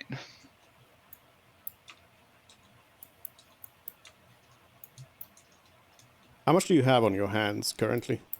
25. So I'm currently at, Slot. yeah, Lots of healing. that's 5 times your Well, I paladin mean, level. yeah. I mean, it's not actually. Yeah, it's like half of your health. So And then I will say to Celeste, regroup with the others and take a look for yourself. And finish my Alright. turn. okay. And then it's the turn of the big monstrosity, and this thing, let me tell you, does not move very fast. It lumbers towards you very slowly. But it does it still. Moves in very slowly. And that's the end of its turn. Frid.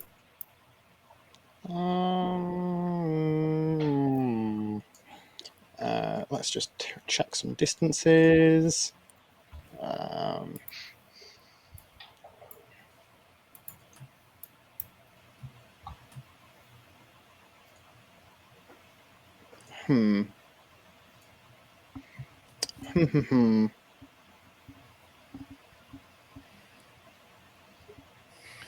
Oh, hold on a second. Just one Yeah. second. No, nothing. Go ahead. Well, I don't like that at all. It's all fine.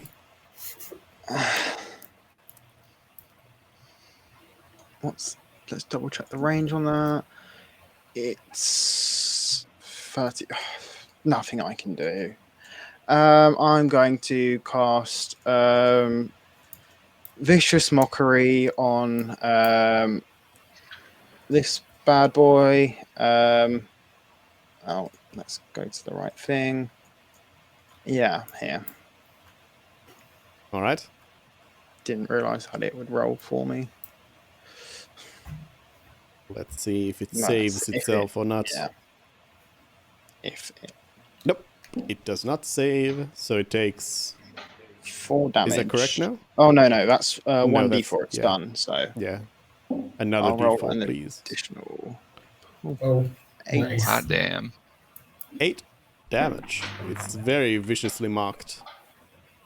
But you know Someone what the... clearly missed leg day or wing day rather in your case. Yeah, that's the penalty of using vicious mockery, is that you always have to come up with something. It is dead. It falls down, Falls. And then mocked I'm very going viciously into the to wood. Such a move. sick burn that it Dies dies. of I'm Dies gonna of move shame. here against the wall. Oh, Frid moving back from the enemies. Yeah, I was really, really tempted to go run all the way over to here, but something told me, you know what? Maybe that's not exactly the right play to make right now, but Would have it was loved really to see it. 50-50. But yeah, that's my turn. I would have loved to see it. All right, So would then. Then it's the turn of our new friends here. So the the one in slightly better condition here starts off first, and it is going to.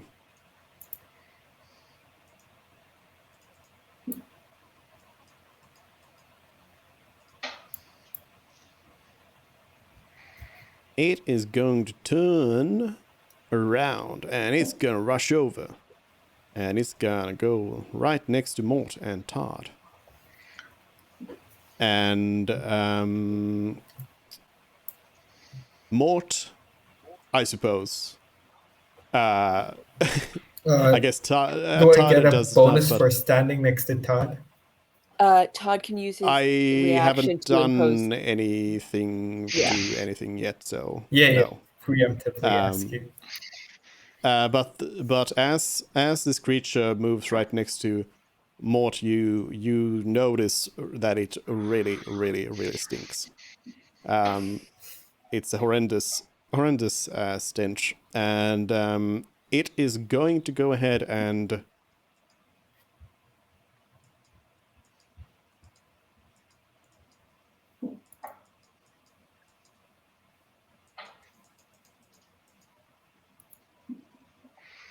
it's gonna swing at Mort with its claws. Then Todd will impose disadvantage on that attack. All right. So.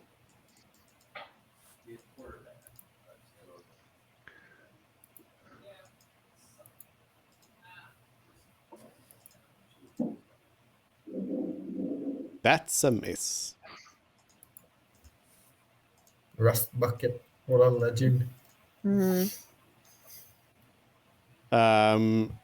Yes, it was actually, it was, I can tell you it was saved by Todd.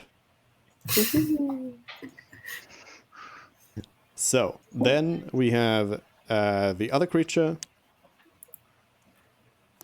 It is going to see what it can do.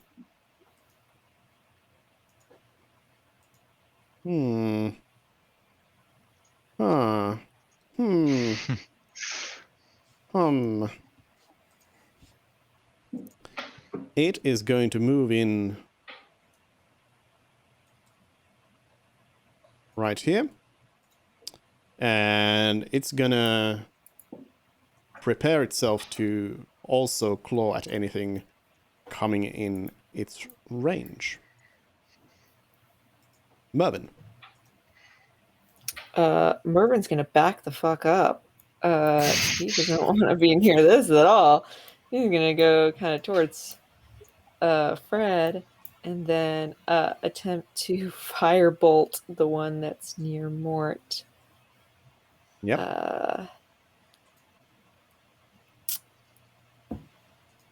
Sorry. Go. All right, this time. Yes. Yay! Is a hit. Oh, good. So it takes 10 damage. It takes 10. Ooh. Yeah. Oh, I thought All right. like zombies would be weak against fire or something like that. No. Maybe radiant, but Yeah. Yeah, I would. Yeah. I have, I mean, I have a list. None of my prepared spells have radiant damage, although I do have spells that do that, but unfortunately. Yeah. So then Todd, you know what? Todd's gonna bonk this guy. Todd's gonna stay exactly where he is. Mhm. And I will use my bonus action to have him attack. 12. 12 does not hit. These zombies are good at dodging. Good try, Todd. Yeah. Then I assume that's Todd's turn. Todd can't do anything Yes. else, right? Todd cannot do it. Then it is the gnome's turn, and the gnome just looks at this everything and kind of laughs maniacally. And in fact, the gnome is going to use its action and its bonus action to laugh maniacally, and it's even going to use its move action to laugh maniacally. It's really hoping for movement too. Cocky son of a bitch doesn't want to do anything. And it's Celeste's turn. There's not much faith in All his right. stupid rotting. Celeste will go 1, 2, 3, and in the middle of it, she will go everything happening. And as she slows down her advance, she looks at the deformed creatures that are around her. She looks at the unconscious bodies, or, well, corpses from off the distance that are in the cages. She looks at the abhorrent creature that has, well, it's supposedly come out of nowhere. And then No, you know it's soup. Yeah, it's soup. It's Maniacally laughing gnome will go, oh. As she begins. Sorry. Yes. Let me ask. Did you move 7 there? Yeah. I have 40 feet of movement speed. Oh, yeah. That's right. Okay. Good. Passed. Yep. As she will go, oh.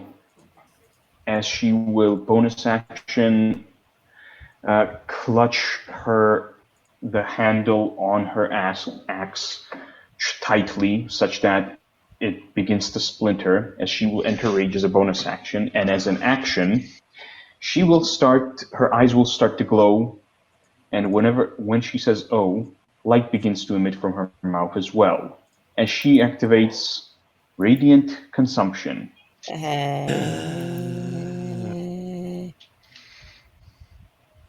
As now she emits bright light in 10 feet, dim light in 10 additional, and everything within 10 feet of her at the end of her turn takes 3 radiant damage, including herself.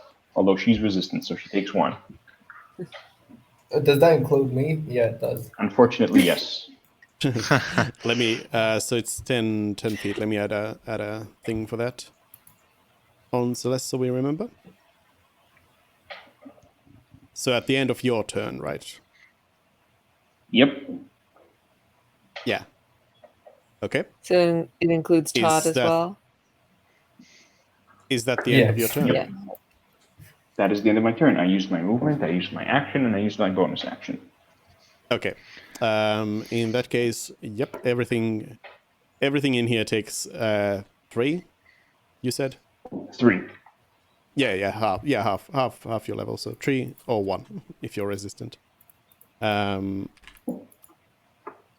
first time I took damage was because of my ally and not because of any other enemy. Nice. So Todd also winces in pain. Yeah. But yeah, yeah, the- Mervyn Why starts to have you see hurt Mervyn me starts this to see the way? glowing and he's like, yeah, get him, Celeste, and then he sees Todd get hurt and he goes, Yeah, the two creatures also wince in pain at this. Celeste kind of just explodes. All right. Then checking thing. Then it's the flying kobold, which is dead. Mort, go ahead. I am going to use. Actually, Mort. So now it comes into play. Now that you start your turn, and next to this big creature or the more fully formed rotting monster here, you are going to need to do a Constitution saving throw. Oh, so it's the Because of not the puke. smell. Sort of. Maybe. 13. Yeah, the DC is 10, so you have successfully Not avoided puke. being in a bad state. I'm going to ask Celeste if she needs the zombies close to her right now, or whether I should chase them away. Celeste will say, keep them nearby. Okay.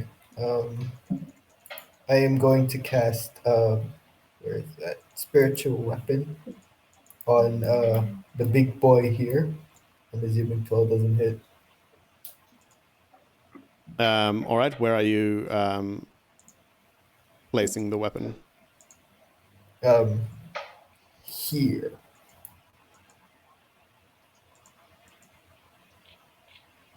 Nice.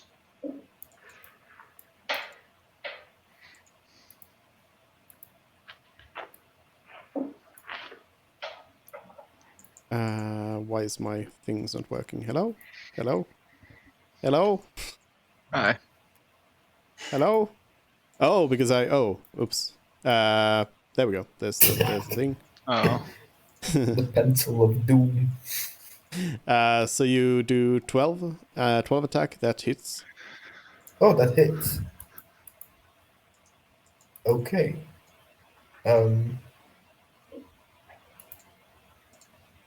That's 6 damage. All right. And since that was my bonus action, my action is going to be. I am going to use Guiding Bolt on the big boy over here. You can only use a cantrip, right? Oh, I can't do 2 Yeah, is spells this in a not- turn, right? Yeah, this is a regular spell now. And also, I would like to note that you are in melee with the one creature there. So if you want to be doing Okay. ranged attacks,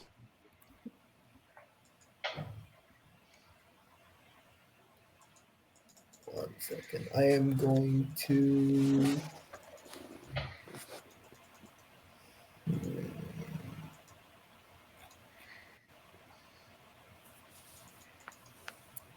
Right. I'll just cast False Life on myself.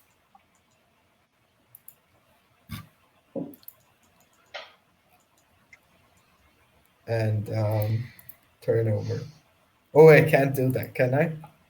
I can't. Is spiritual weapon a an ability or a spell? No, it's a spell. I'm just gonna Okay. use my Warhammer. Fuck it.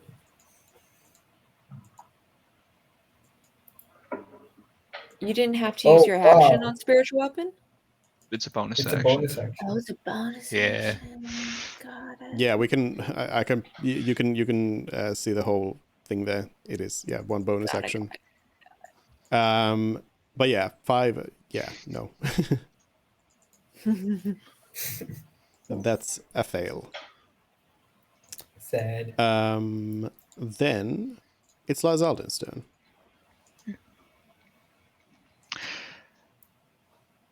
Lars will reapproach the fight and see that Celeste has essentially taken the battle over in a way. And Lars will cast Bless. on himself, Mort, and Celeste.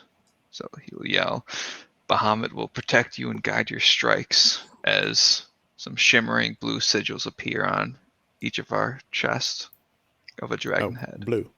Blue. Okay, fine, blue. We'll make it blue. Oh, lovely. And then I will end my turn. All right. Then it's the lumbering monstrosity again. And it is going to keep moving towards you. So a 1 and a 2 and a 3 and a 4.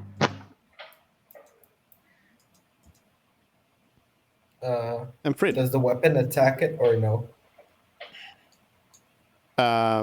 No. It doesn't give you any ability to react with it, no. Oh, okay. And it's not a creature in on itself. I am going to move. Okay, let's see. There, and then I could move there. Sure, let's take the dash action and move over to there.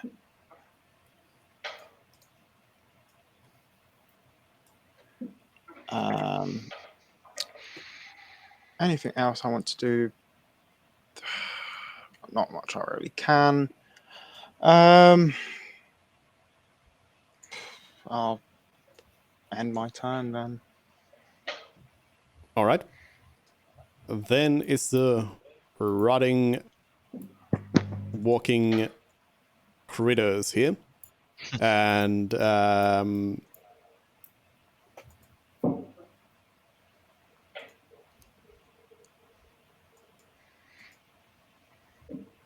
first one is going to swing around, and it's gonna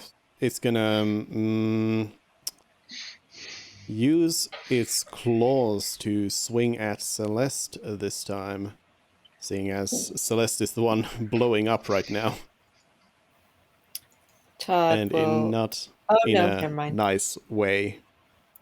Todd will never mind. Todd, sorry.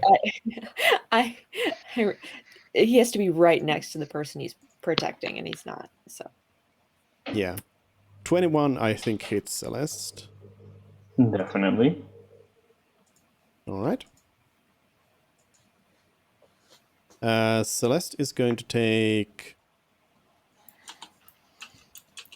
9 points of damage. And Reduced to 4. is slashing damage, and I would like to ask you to make a Constitution check, saving throw. Coming right up. Wait, I'm checking something. Oh yeah, yeah, okay. No, never mind. 25. Well then, yes. The DC is 10. I forgot to say that again. So yeah. Cool. Then the other creature is going to go ahead and it's gonna try to bite Celeste. ooh.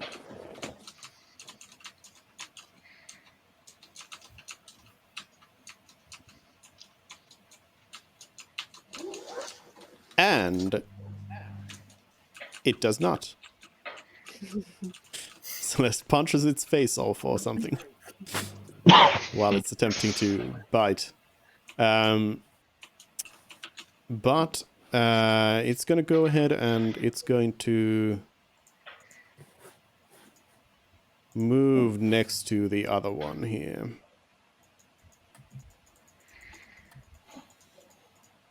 And it's going to end its turn there. So then it's Mervyn. Alrighty. Okay. Actually, so what is Todd immune to? Todd is immune to a lot of things, Todd, right? Todd is immune to poison. That's the only damage he's immune to. And then Okay. he's immune to the charmed, exhausted, and poisoned conditions. All right. But if these are like acid damage, he's not immune to that. Or necrotic, he's also not immune to necrotic. Let's see. Todd. Yeah. I want to get a read on the gnome, but I feel like that's not the priority at the moment. It's this ugly, terrifying monster that's coming toward us. So I guess Mervin's just gonna firebolt it. Get away from me! The flamethrower. Alrighty.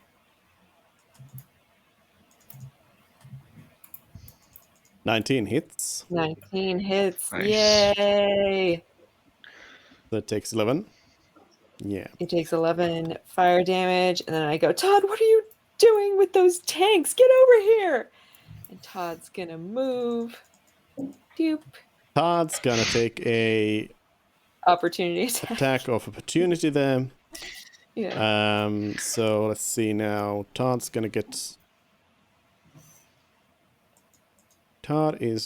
to get bit.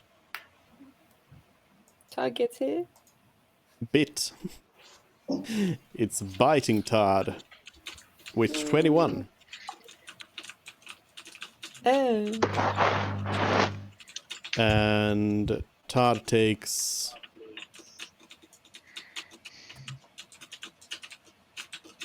11 points of damage. 11? Oh God.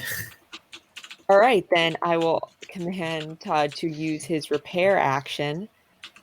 And he will repair himself for 2d8 plus 3. Okay. 8 plus 3. He heals himself for 10 points. Nice. He goes back up to 20. Okay. And that's our turn. All right. Then it's the gnome's turn again. The gnome is going to keep laughing maniacally. But it also yells, "You will face the wrath of Dr. Plague." And keep laughing maniacally. Sounds like an Incredibles villain. I like it. Yeah, I'm just gonna And then- note that Dr. Plague. And then it's Celeste's turn. Celeste is Alright. starting your turn next to the creature, so you're gonna actually have to do a Constitution check as well now. Check or saving? Because- Bless. Saving throw Right. with the DC 10 as well. Well, Yep. Thank God. Yeah. all right. She will recklessly take a swing at the creature right next to her. Using, you know what? Great Weapon Master. So she holds her axe such that it splinters even further and will, with righteous indignation, make a downward swing, aiming to cleave it in half. So with advantage. Does a 21 hit? It does. For a total of 28 damage. It is cleaved in half. Ooh.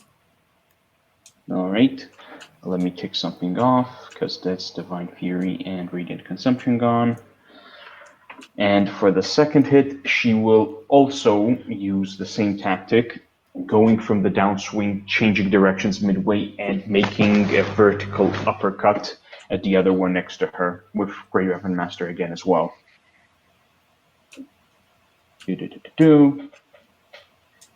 Does a 24 hit? Or a 23? It does. Is it still standing? Oh yeah, damage is there as well. It is not. It is dead. All right, More then dead. she will use her movement to go 1, 2, 3, 4, 5. So, as you move into the range of that brown aura there, you notice that this is actually kind of hard to stand on. So, the brown terrain is difficult terrain. Gotcha. And as a bonus action, because of Great Weapon Master, she will make yet another swing, also recklessly, also Great Weapon Master. Boop. Does a 19 hit? It does. For 25 points of damage. Oh my god. All right. What a beast. And at the end of my turn, that creature takes 3 points of radiant damage, and I take 1. All right. And I am done.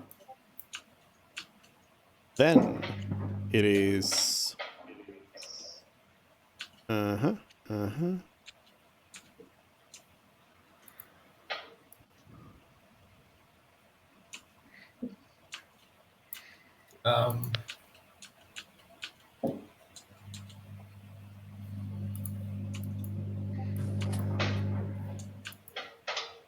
Then it is Mort's turn. I'm going to move my Holy Tinder Koga of Destruction over here. It's a scythe. I'm assuming it's a scythe. And whipping this guy right in the chest, or what as a bonus action. Do I have to roll again, or how does that work? For Yeah, it's attacks just with the spiritual weapon, you have to roll again. It's Oh, just a yes. regular attack. It's what, D20 plus 7, right? What's your spellcasting attack mod? 7. Then yes, D20 plus 7. What was that? Does a 14 hit? It does. Can you move the weapon here? Oh, yeah. Sorry. And that will be 6 points of damage. Okay. And I am going to cast. I'm assuming that this doesn't count as a spell because it's a spell of the previous round, and I use my bonus action to control this. Yeah. You Yeah. would be correct. Guiding bolt. Oh, nice. All right. Oh boy. That's gonna hurt.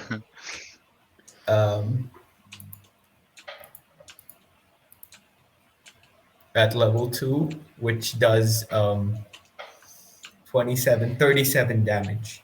No. All right. Holy So shit. I'll let it slide this time, but if you are using your spells at a higher level, you need to say before you roll your attack. Oh. Yeah, because that's very fair because I saw the crit and then I did it immediately. Yeah, because otherwise you're going to do that. So yeah, That's you fair, need to declare it before. Unless it's Divine Smite. After that, I am going to So very it, courageously. Is it still alive? So it's how much is, so it's all of the numbers here. 5 plus 5 and 37. 13 plus 14. Yeah. 37. Yeah, it's all of them. Yeah. It's still standing, right? Yep. I am going to very courageously move 1, 2, 3, 4, 5. Yeah, I'm gonna. 6. And that will be my turn. All right. Then it is Lazalden's turn. So, seeing how well Guiding Bolt worked, I will 1, 2, 3, 4 cast Guiding Bolt from here with advantage due to the previous Yeah, Guiding guiding Bolt. bolt. Mm-hmm. Oops.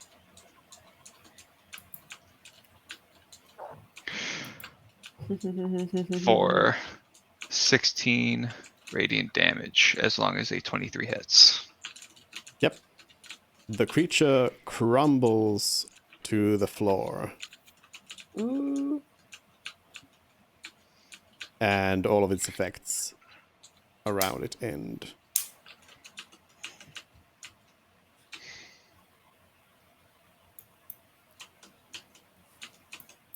Is that the end of Lazalden's turn?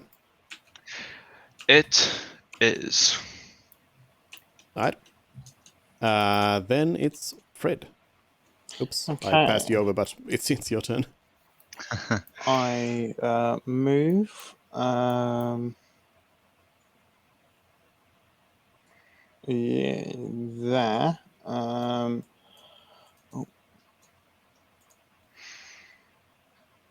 And then I am how far from him? 30 feet. So that means that I am able to where is it? Unsettling words. Use that as a bonus action.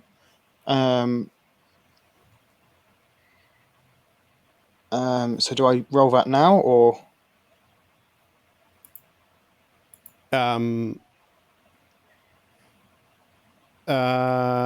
Sure. So roll it now. Yeah. Okay, so it's now 1d8 because my bardic inspiration die is increased. So it's a 5. So what and are your then, unsettling words? Your creatures, like your time, have come to an end. Mm. And then I am going to cast Suggestion. And I will suggest devote yourself and your work to me and my benefit. The Gross. classic. Yeah. So what's the DC for this now? Essentially 20. Yeah, it's basically 20. Must make a wisdom saving throw. But he's probably got like a high wisdom modifier.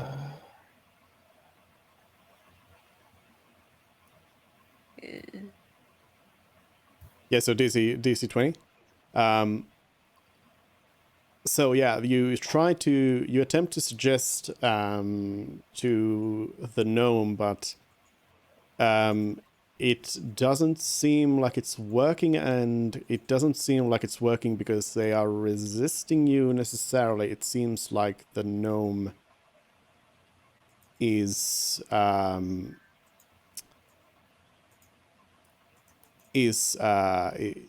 it seems like your suggestion doesn't exactly quite even reach them.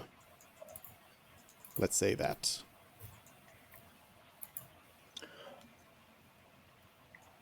This could be a weird circle. Can see and hear, but it needs to understand. I mean, I was saying it in common because it's not a kobold. So I guess there's some magical reason why he can't hear or see me. But oh well, I guess that's my turn. Nothing happens. Oh, All right. did I just click it twice? Yeah. This is My bad. double suggestion. Okay, No, I meant then to. Yeah.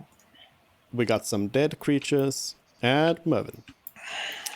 Mervin's gonna whip out his super cool sunglasses and use their second charge of the day to look at the weird circle that the gnome is sitting on. And I want to know like what kind of abjuration stuff is on it. And then also, does the gnome have like a wand or spellcasting focus on him? Isn't the range... What's the range on that? Oh. I thought it was just sight. Let me look at detect 30 magic. feet. Oh, I mean, it is? detect magic You're is, right, it is is not a 30 sight. feet. Even You're if it's right, your it sunglasses. So No, yeah, you're right. you'd have to Detect get... magic is 30. Okay, 30 feet is really far away. Oh shit. Okay. And then yeah. So 1 second. Yeah, no, I cannot. He's so far from me. Okay. Yeah, I guess I'll dash close to him, but I still can't use it this turn. But you know what I'll do? Actually, I'll get close to Celeste and toss them to her because she can use them. Actually, I don't believe this thing has to be attuned to me. Let me just double check that I don't need to attune it. 1 second, guys.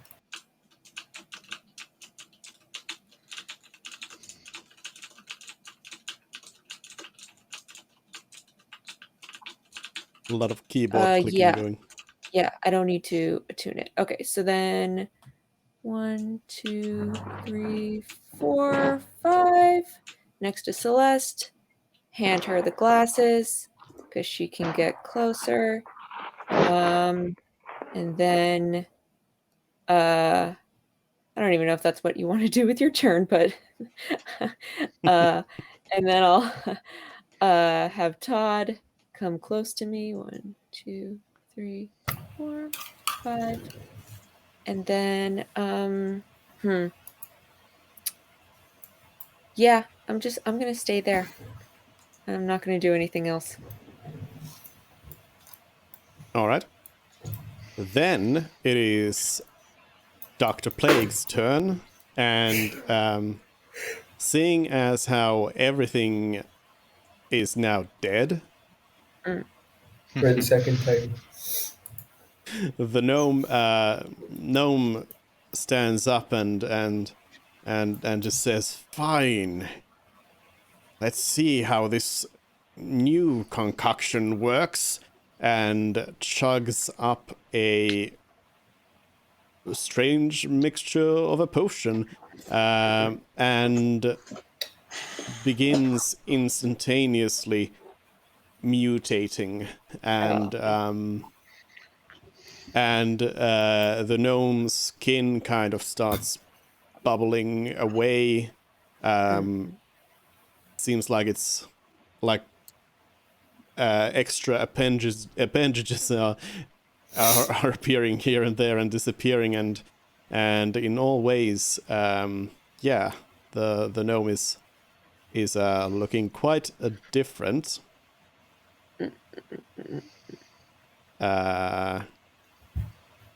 Quick Is he model like change. buff now?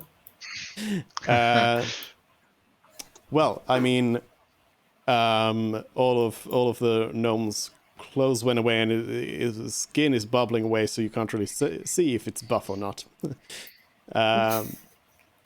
But this new form of Dr. Plague then starts running towards Frid.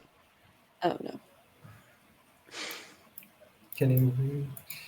Runs over to Frid and starts. It seems like the doctor is starting to like swing a punch at you or at Frid, but instead halfway through the attack, it's actually like a spike comes out of its arm, and that is the thing that actually comes in with the attack.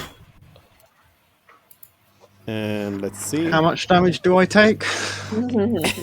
Let's see if it 1 second, hits. 22. Is that the damage or the? That's the attack. Yeah, well, that hits. All right. You take You take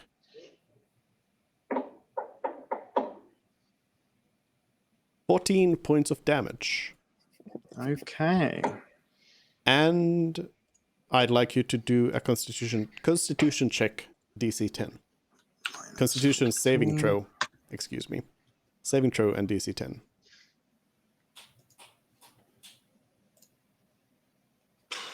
Okay. Yay. Pretty good. Then it is Celeste's turn. Hold on, I need to add the new improved Dr. Plague on the list here. There we go. It's Celeste's turn. All right. 1, 2, 3, 4, 5, 6, 7. Not getting near Fred. And will, as my action, chuck a javelin at the creature. At the new and improved Dr. Plague. This Where will be did you a get normal javelins killing. from? I started with javelins, like Barbarian Yeah, starts yeah. with javelins. Yeah. you just haven't used any yet, so I've. So I've- there's what this the- entire time there's been 2 javelins, 2 axes, and then 2 hand axes. Yep. She's just carrying a load of weapons on her back. Javelin, coming up. Does a 28 hit? Yes. All right, for 18 points of damage, 6 piercing and 12 radiant. And that will be the end of her turn. The new and improved Dr. Plague is And dead. she takes one. What? What the? What? Okay. And she takes 1 point of damage herself. Wah, wah, wah, wah. So let me tell you that the new and improved Dr. Plague had 1 hit point. Glorious. Although 24 AC. So I see. so Celeste came in with a accurate attack right away. So yep, that happened. Oh, that's hilarious. Glorious. But yes, there we go. I guess immediate danger over. Oh. All right. Let's go investigate the corpses over here. Are any of them poor little Timmy? Which Are you ones? going to the Where? pen? Oh, over here. No, you don't see any dwarven children in there. Huh.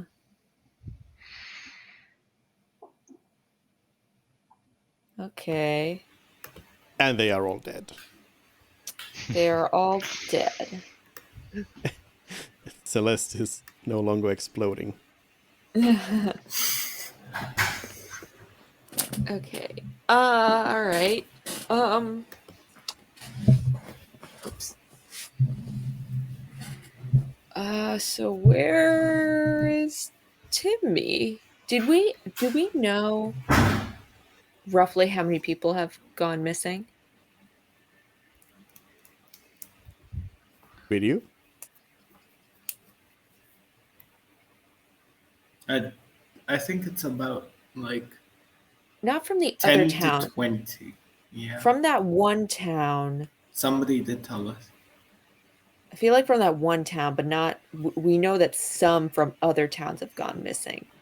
We wouldn't know how many from the other towns. But this one town, like we were asking about Timmy and the others.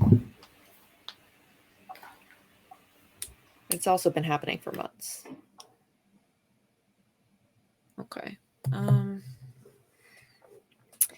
No, I guess we never asked specifically how many people have gone missing. All right.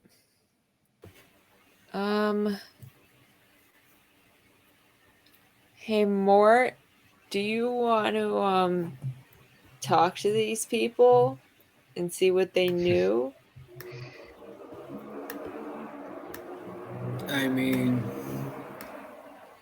what I'm pretty interested in is, can I talk to the dragon? Or is it like too far gone? Well, first of all, what is your actual ability that you would talk to? Just with. go speak to dead. I'll just pull it up. And what does it do? Yeah. I Let hope it me lets you just speak pull it to up. Dad, but Dan dan dan dan dan dan.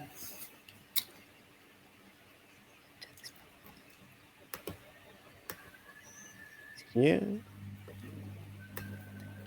Just ignore the last few sentences.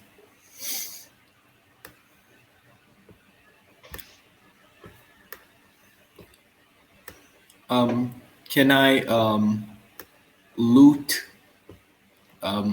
what's his name? Dr. Plague's body to see if he had anything like any kind of notes or something on him. So to answer your question, it's a question about the dragon. You can try. I really think it would be a lot more useful to talk to the kidnapped people. That dragon's been dead for over a year. We can talk to both of them. I have 3 spell slots. Okay, fine. You want to use your spell slots. But yeah, then you want to go and look at Dr. Plague's corpse. Yeah, see if he has any kind of cool swag. Basically melting away. I'm quite disappointed. Right. Everybody can hear the corpse, right? It's not only me, right? what? It's not. Are you talking to others? Like, it's not just me who hears this. Yeah. But no, it actually, yeah, it speaks. Out Do any loud. of these guys have mouths? Yes, they all in the cell. You mean? Yeah. Are they regular Yeah. corpses? Like not? Okay, they're not like horrendously deformed like our good friend No. here. No. Okay. I mean, look, the spell specifies that the corpse must still have a mouth. And that thing has a lot of mouths, so... Yeah, that's what I thought. But that thing's definitely undead though, right? Yeah. Is it though? Oh, I guess. I don't want to ask it anyway. Okay. Let's talk to the cool blue one over here. Only because it's blue. It is out of your range. Range is 10 feet. And I guess the only one you could possibly do is the one right here. is that 10 feet? No. Okay, we'll just do this. We'll just do this one then. Because I am not stepping in that pit. All right. So yeah, you cast the spell and yeah, And you can go ahead and speak to the corpse. hey, buddy, what's your name? Okay. It says the corpse answers. It says Vec.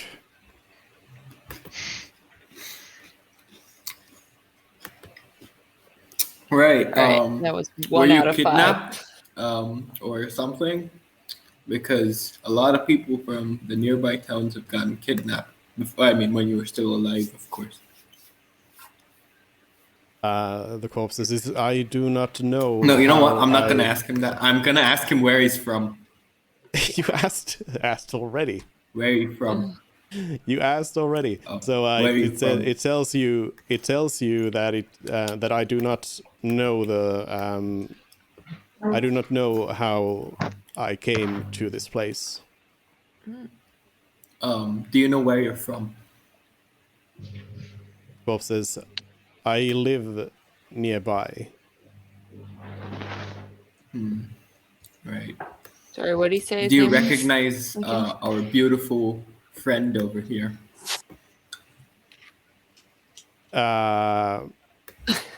What are you? You need to rephrase that. Our gorgeous comrade.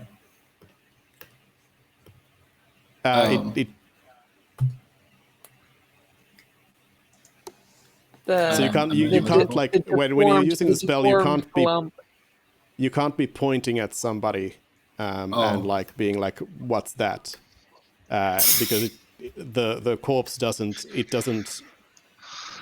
it's not you're not bringing it to life, you're just speaking to the dead corpse, and anything that it knew in life it would know, but you can't It's like on a point it phone around call, and right? and Show be him a like, sword hey, saying, going what's on? this? Yeah. Do you know? You'd have If to like it- describe what's up. Oh, there are a lot of other corpses in the pen. Do you know anything about those in the pen that you're currently in? I mean, also it does not know. Again, like so you need to understand that it knows everything up until it's dead, and anything that happens from there on, it doesn't know. So it's also not aware of its surroundings or anything like that. Right, but it would know the people it was imprisoned with if it was imprisoned with people. Yeah. So you need to just like I'm just saying, you need to ask the right questions and phrase it very carefully and You're in a pen take with a into lot account. of other corpses right now. Do you know? Can you describe your final moments before you died? It says, I am not dead right now. Oh, buddy, oh pal, you're dead. Super dead.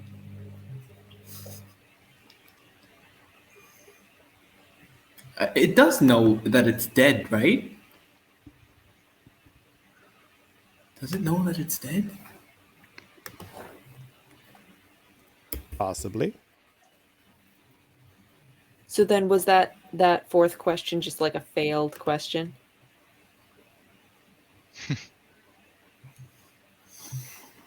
Is it? I mean, you'll just have to take the answers as you take them. Okay. Okay. You'll have to keep Okay. asking questions, take the answers as you When? take them. Okay, how about- do you how about- remember? How about what's the last thing you remember? I'm like, Yeah, I'm what's not the last thing asking. you I'm not remember asking before- him. I'm like talking to Mort, not. What's the posing last question thing myself. you remember before you took your extended beauty sleep? Horrors everywhere. Death, stench. There was a weird-looking gnome. Do you remember anything about him? Gnome, evil. Very, very bad. Fear. Do you remember anything about a dragon skeleton? No dragon. No dragon. That was helpful.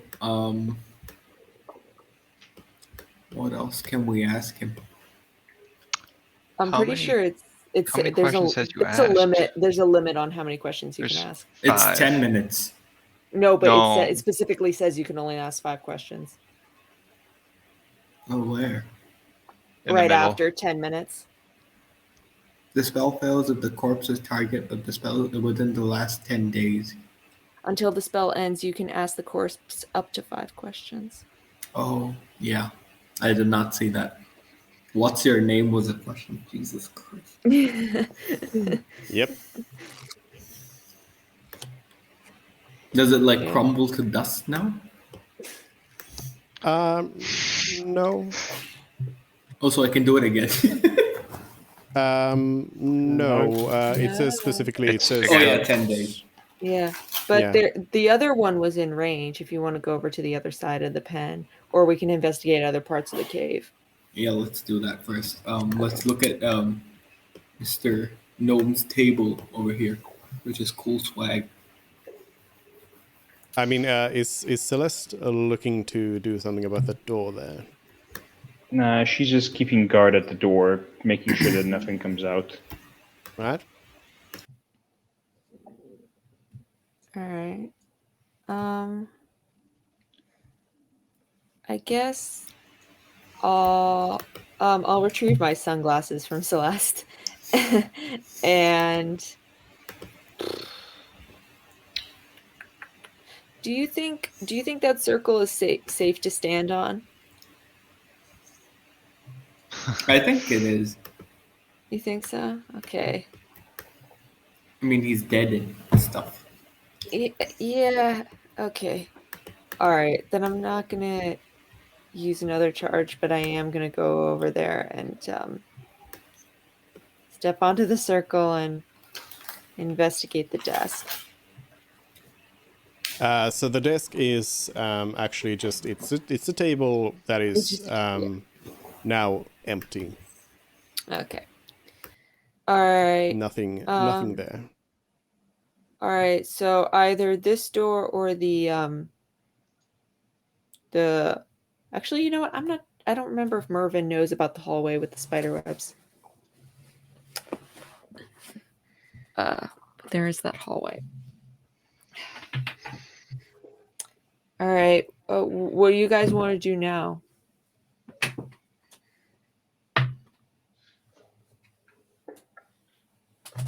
Where do you want to investigate? I What's do want to Robin check out. doing right now?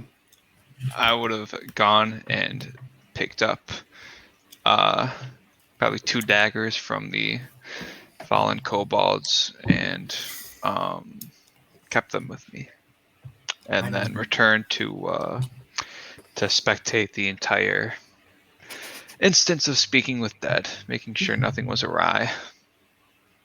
What could be All alright? right. But not interrupting. Okay. Just checking. Mm-hmm. All good. Nothing's Our happening. conversation with incredibly stupid corpse.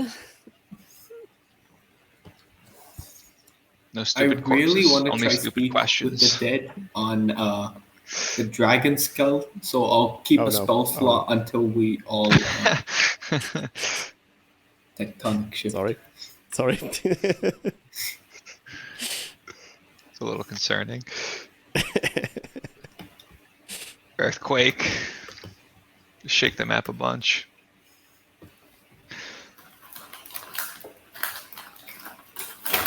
Yeah. Okay. All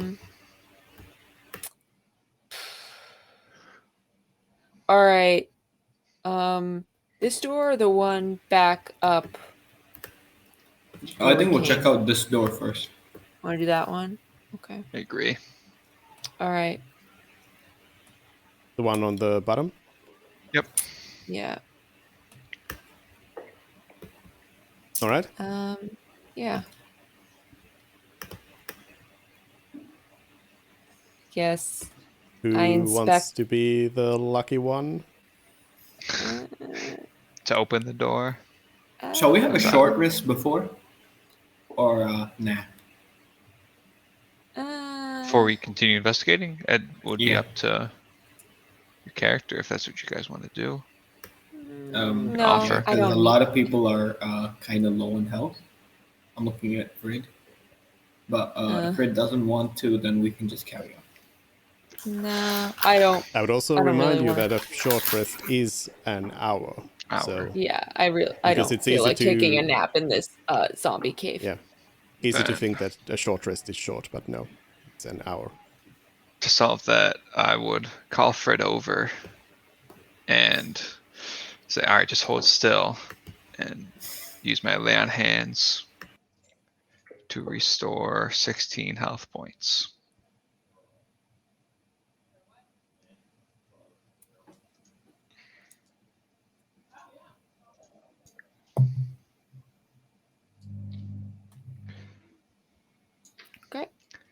Cool. Should be good to go now. Is Frid getting healed? I mean, during all this time, I think Fred would have actually gone back to the kobold that we left unconscious. So I wouldn't be in this room. Oh, okay. I'd be over here with the kobold. Okay. When did you move there? Basically, once the group started investigating stuff, and once we were out of combat. Okay. Well, in that case, I'll yes.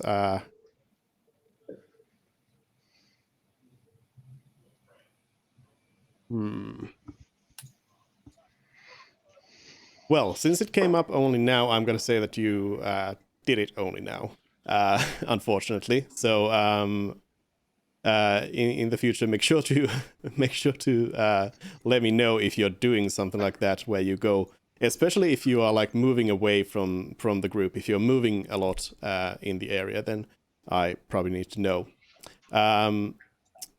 So what are you doing with the kobold? I'll tie him up with some of our rope, and then I'll try and just wake him up, I guess. All right. I suppose do. Then I'll speak to the kobold. Hello. I'm sorry, all your friends are dead. What's your name? This is all in Draconic, by the way. The kobold kind of groggily says, "Yip yip," and as its name, and yeah, it looks at you, and it's sort of waking up. Well, yip yip. Do you have any plans of what you're going to do now? As it's about to answer you, suddenly its eyes kind of widen a lot, and it gets this horribly terrified look on its face, and it just says, actually it's just paralyzed. It's looking beyond you into the ceiling, and it's paralyzed with terror. Which ceiling? This room or this room? This room, so behind you, basically. Okay. The room with the skylight in it? No, this one's sorry. this shallow room. No. The I one we're will in look where the kobold is looking. As you look, you see sorry, Kate, a giant spider. When you said giant spider webs, I thought, no, there's gonna be a giant spider. It hisses at you, and yeah, I guess we're rolling initiative again. No, Wonderful. here we go again. Where is the spider? Well, it's something that Frid's up against, so you don't know. Yeah, none of you guys would know that it's up here. So do we roll or not? Not us. Yeah, you can. Oh, actually, no, right. Yeah, roll for initiative. We still We still have to go into bullet time. Oops. Okay. Let me click. Oh. Don't forget. Hey, doesn't he have the 16 health points that you gave from Leon had? Nope, because I wasn't Yeah, it there. depends He on. specifically said he didn't, Oh god. which makes this even more funny.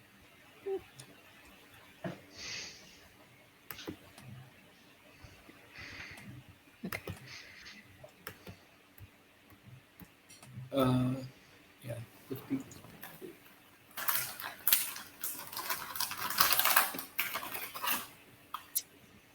All right. We are missing Lazaldin on the list here. I didn't I'll roll. add you I'll in just here. do it. I will add you in here. Wait, we're missing somebody else as well. No, we're not. 5 people. Oh, we're missing Todd. Todd. Don't forget Todd. Todd. Yeah. I don't roll for Todd because otherwise it would come up different. Yeah. But Todd is just Todd. Okay. Well, we're just gonna skip ahead through everybody else's turn right now since you're just doing what you were doing over there. Oh, nice. And we're jumping straight to Frid's turn. Would untying the kobold count as an action?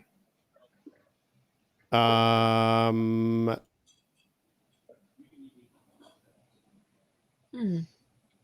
Yeah, you tied. Yeah. You tied the kobold with rope. So yeah, you'd have to use an action for that.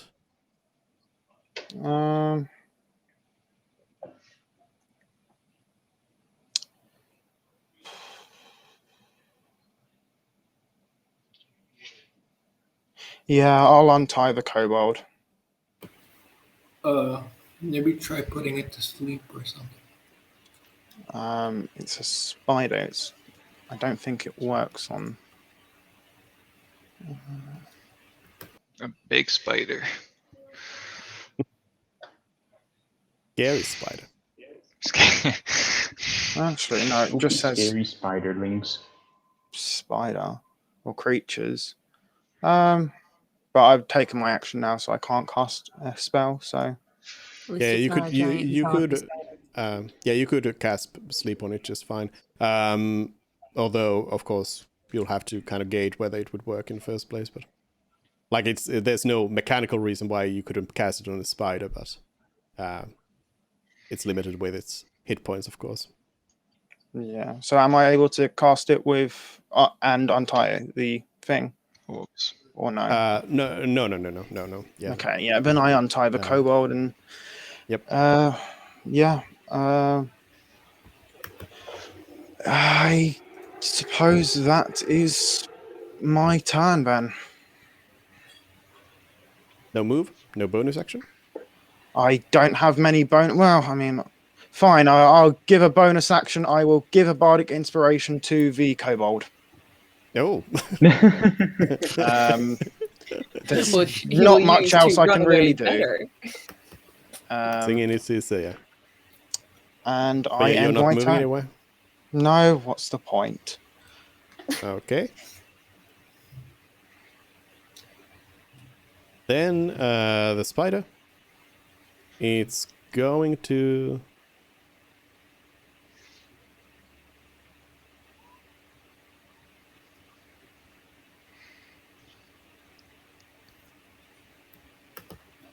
It is going to target its usual food by yeeting some web at it. It seems like it's done this a few times before. Yep, okay. So the kobold that you just freed is now entangled in web. And then the spider drops down from the ceiling and moves in here next to you.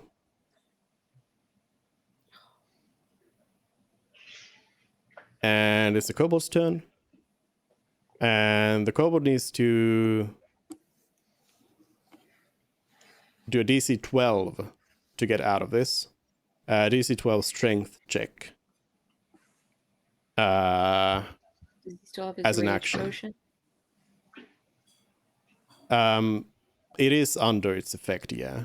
So let's see. I'll let you see this one then.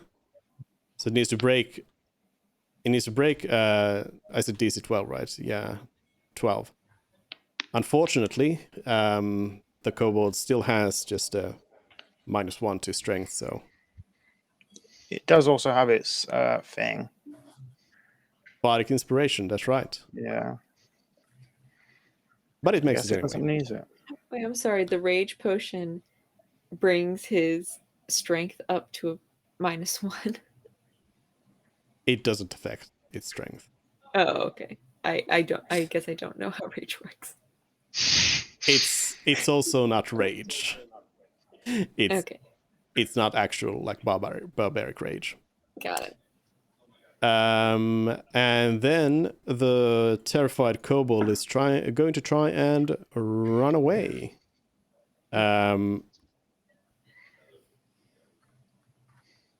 And as it tries to run away, it's I suppose it's effectively like at like 1 health because you didn't or 0 health, as in like any hit is gonna kill it. So let's see. The giant spider then does a.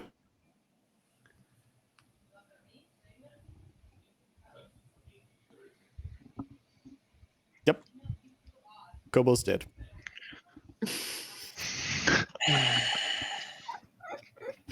Is he dead or is he making death saving throws? Actually dead. Oh, they did that much. Oh no. No, I mean it was already almost dead after all of you wailed it over. The spider most likely would not try to knock him out. Yeah. Great. Yeah. Then yeah, I'm gonna say we're gonna be skipping everybody else again, and it's Frid's turn again. Okay, I will cast sleep at 3rd level. Mm-hmm. So it goes up to 3rd. Submit. Is that really all? Is that? Yeah. Oh. So Wait, it's 34 damage. Or hit points.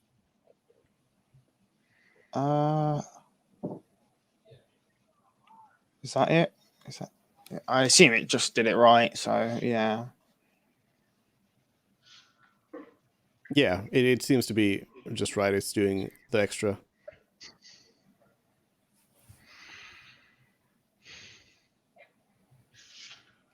Yeah, an extra one for every 2d8. So yeah, you had some low rolls there on the regular cast though. So unfortunately, that is not enough to put the creature to sleep. Cool. Then I'm going to out of curiosity, how far away is? Oh yeah, no, that would have been smart to do. Yeah. Oh well. Yeah, I end my turn. I mean, you can move. Well, he's going to take an opportunity attack, so. No, it already did it on the kobold, so it Did doesn't it? have it anymore. Da, da, da, da. I mean, you could choose to just stay there, but I'm just saying, like you Got options. still have your move action to do. Sure. Why not then? Then I'll end my turn there. All right. Then the spider comes in, and it's going to.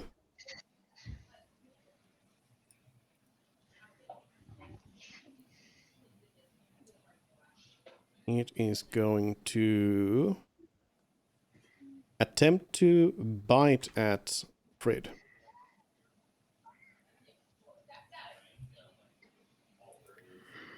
A 9 probably does not hit. Ooh. Surprisingly, no. All right. It doesn't have anything else it can do. Real one-trick pony. Frid again. I mean, regular monsters don't really have much. They usually You have can like 2 disengage attacks. and run. You could just not hit it and disengage. Oh no, this is more than 1 foot of stone. I guess I will try and cast. Oh no, that's the thing that doesn't work. So I'll cast Sleep again at 3rd level.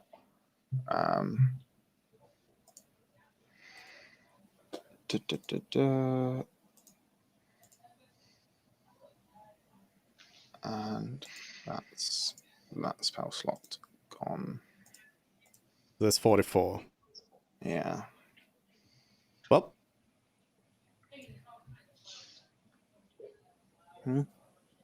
It's sleeping. Oh. So it's asleep now. Cool.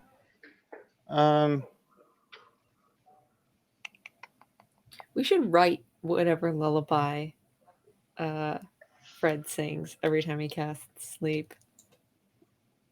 Then I Pick a am song. going to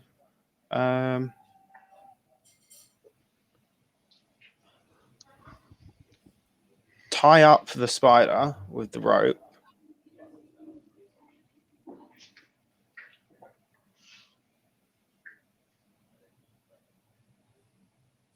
Or is that not How does one allowed? tie? I'm wondering, like, how does one tie up a spider? If it's but a I giant suppose- spider, you tie the legs to each other so that it can't move.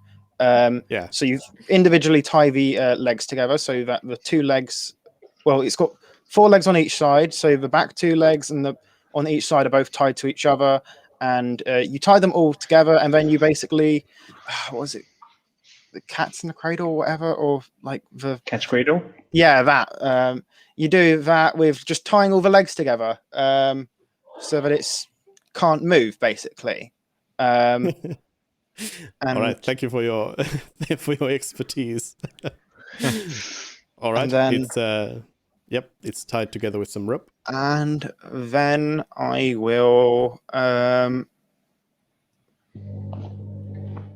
use a weapon for the very first time, and I will use my rapier to sneak attack, I guess, onto the spider. Yep. You basically get an automatic crit on it. Do I roll or not? Hold on. I mean, You can just roll for damage, I guess.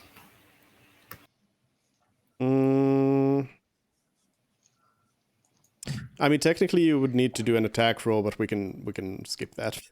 You could just roll for damage. I'll just do the thing, click on the thing so it gives me the correct damage roll. 5 damage. Or however much sneaking adds to it, if anything. Or stealthing. So you're doing a crit, so it would you need to roll an additional 1d4 then on that. Yay. 6 points of damage, and it wakes up and is not too happy.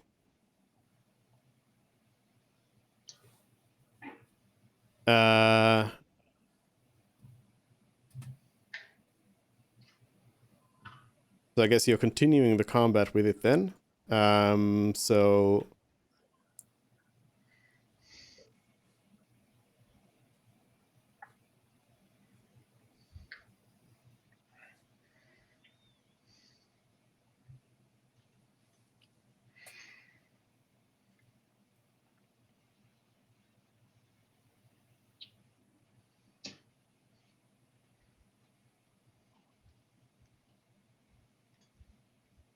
Give me a moment here.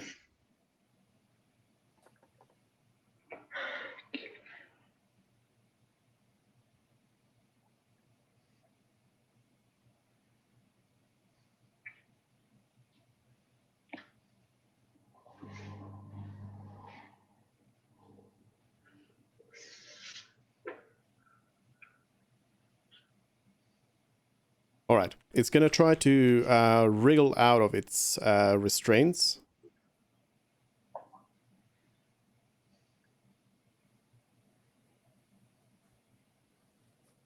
And it fails to do so. So, Frid?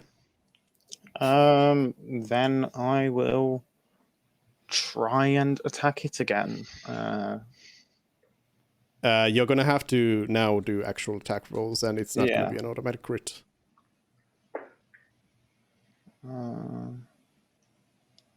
Wait, did I? Oh, that was stupid.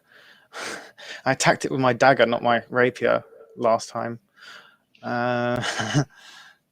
So that's this time. Actually, make sure we do it with the rapier. I thought you said dagger though. Didn't you say Oh. rapier? Oh, you said rapier and rolled for dagger. I noticed Okay, it. well then, do go ahead and. I mean, it's already been done, so yeah. it doesn't matter. So, yeah. But it's. Well, I'll just double the damage then there.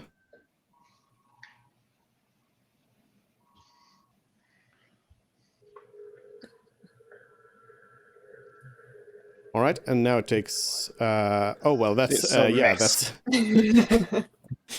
You have successfully missed a creature that is restrained and right next to you. And I will end my turn. Although, wait a minute, hold on. It's no. It's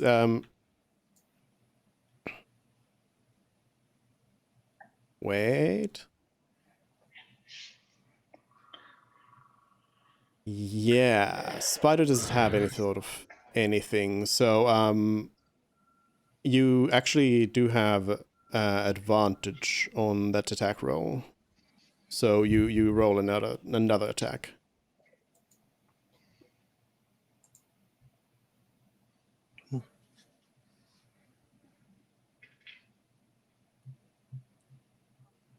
Uh, 15 does not hit though. Ooh.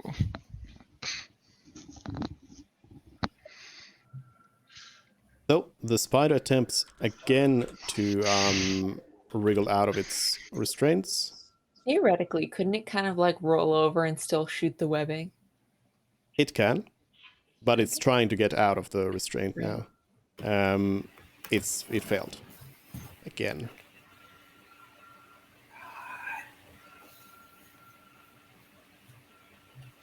Is Fred going to continue trying to smack away? Duel the spider. Let's try and stab it again with the rapier. So, an advantage roll. Or is it not? Yeah. Well, yep. There we go. You do a whole 13 damage to it. And it's looking kind of bad at this point. But I would like to point out that what Fred is currently doing is super dangerous, and I'm not really sure if anyone would be so callous with their own life. But As to not run and continue get out. on. Just keep. It's more of a pride stabbing thing, really. Yeah, but yeah, that's not really. It's a lot more dangerous than just being prideful about it. So I don't really know if this is the right course of action that Fred should be taking, or not really a course of action, but rather just that I feel like Fred is currently not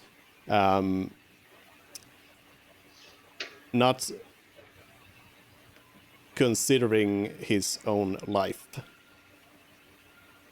which also seems slightly out of character for Fred, who was earlier on in the campaign was the one who was most kind of worried about his health. He's afraid of the Rat King, but not the giant. Right. And But considering anyways. that we are right around the corner, essentially. Fear That of the kinda- unknown versus fighting a single spider is the, The spider- rationalization. Yeah, a physical threat. Okay. The spider goes ahead and it is going to now attempt to bite at Frid, and this time not try to wriggle out of the restraints.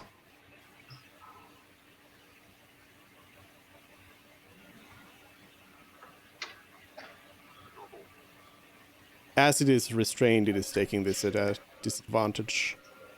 But 18? 18 definitely hits. Yep. Frid takes...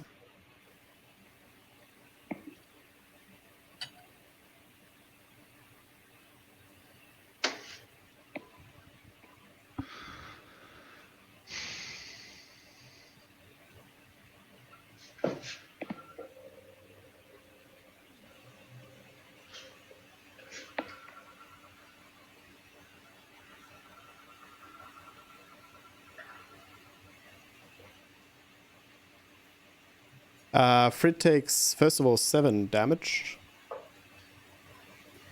And then I need you to make a DC 11 Constitution saving throw. Con saving throw. Also, quick question. How does the inspiration work that was awarded to me? Like on the character sheet? Oh yeah, inspiration, it just allows you to have advantage on a roll when you choose. Okay. Wow. Let's use that now then. Sure. Constitution saving throw. Advantage. What? Oh, no. All right. Well, you take 6 points of poison damage.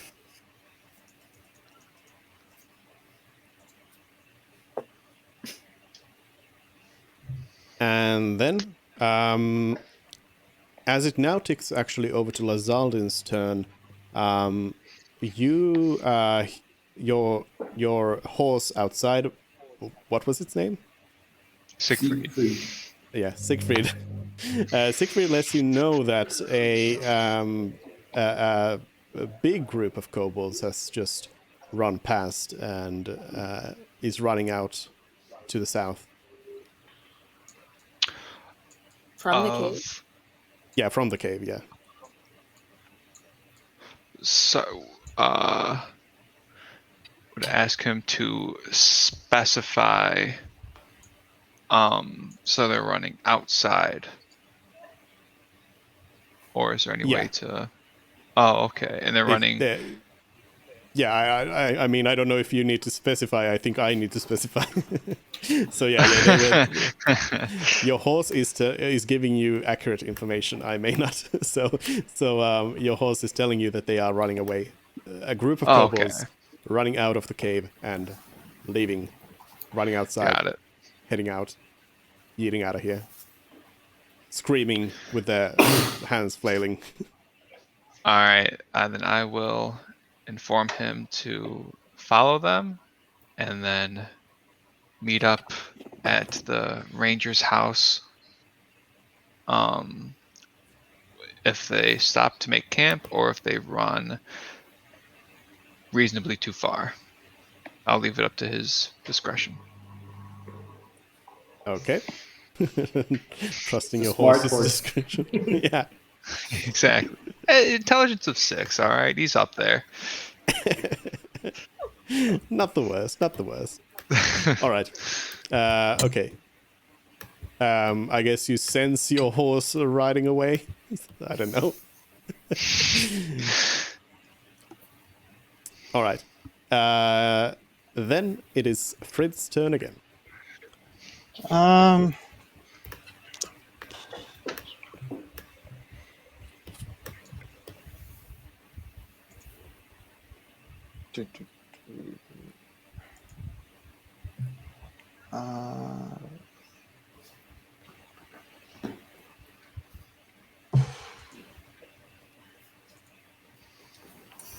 I guess the best thing I can do right now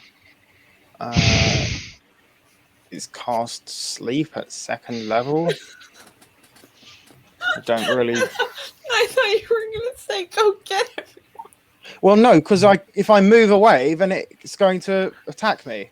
You can disengage, and if You he's can restrained, why disengage. would he be able to move You can reasonably? still spit stuff at me. But if you use the disengage action, they don't take opportunity attacks. At all. At all. And they can't do any ranged attacks at you. Oh well, I mean, if you move On their around turn. I mean, on their turn they can, but like you can't quite get around the corner. Yeah. So it can still spit at you. You could at the very I mean, least it hasn't- shout at us. It hasn't been spitting anything except for web, but it hasn't Yeah. been spitting anything. Yeah, that would just restrain Spitting you, facts, and then you both be though. restrained. But yeah, again, it's up It has to not been spitting any facts, in fact. it's up to Fred. Would he really try and get help Right. now, or would he still double Well- down on his pride? He thought he could handle a spider. He's realizing at this point it's a bit not really working his way, and fighting just really isn't his thing, full stop. So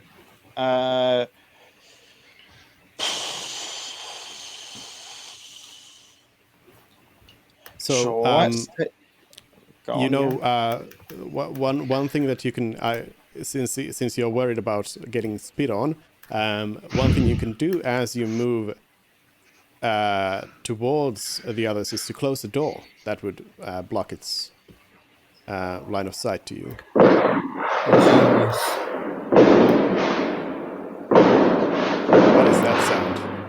Fireworks? Neighbors very being loud. idiots. They're launching fireworks for some reason. I had neighbors who did that. See, Why today, though? I don't know. I wish I did. Well- A town I used to live in had a tradition where people would set off fireworks anytime there was a blackout, which is just a terrible idea because if something gets set on Right. fire, it's a lot harder to contact the authorities. yep, The cell towers don't work. that sounds great. Yeah, I know it's terrible. So I'll take the disengage action Right, and move. Let's count. 1. Is a target that is tied up able to rotate? yes.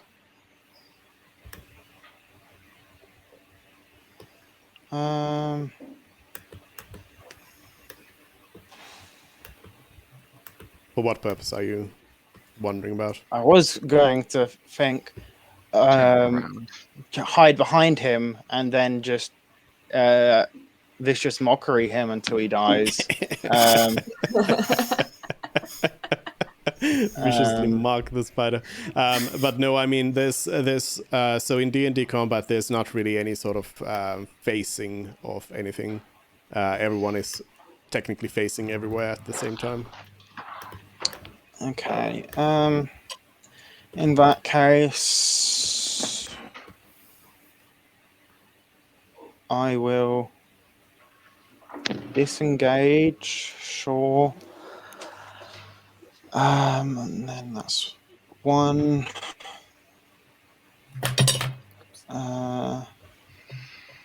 Actually, yeah. 1, 2. Yeah, why not? 3, 4, and we can close the door then. Right?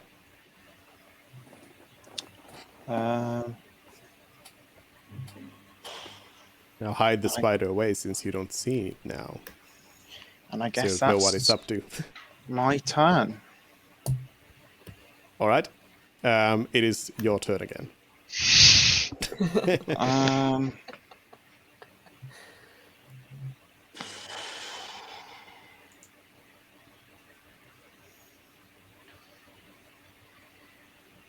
I'm gonna move 1, 2, 3.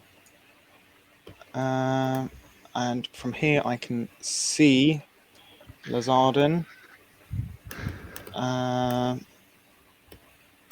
And then what's the distance between us? 90 feet.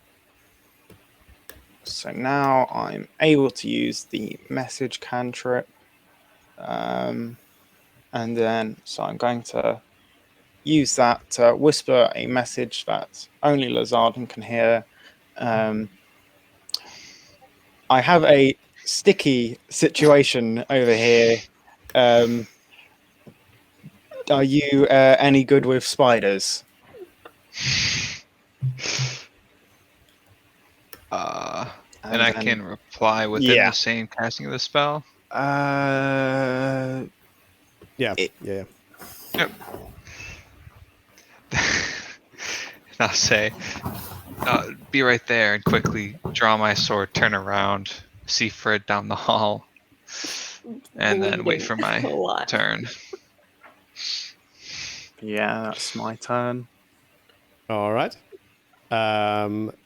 Then we're going to jump into Lazaldin's turn.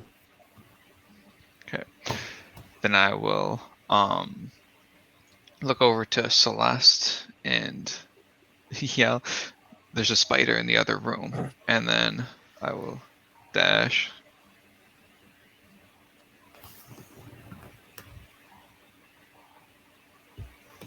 Here. Wait, sorry. And then I'll say to Fred, "Run to me and I'll heal you," holding my hand as it's glowing with soft blue light. All right. Don't- Mervin. Ruben? Okay. My turn? All right. Let's see what's behind this other door. Marvin will investigate this door over here. I see. Okay. Well, what he heard was there's a spider in the other Celeste, Yeah. sort of unprompted. I don't think Mervin would necessarily care that there is a spider. Oh, I just love that Dupe has disappeared from my screen. Oh, There have he I is. disappeared? There he is. Hello, am I here? No, yeah, you're still here. You're still here. I see you. Okay. I don't know why you disappeared on my screen just for a second. Okay.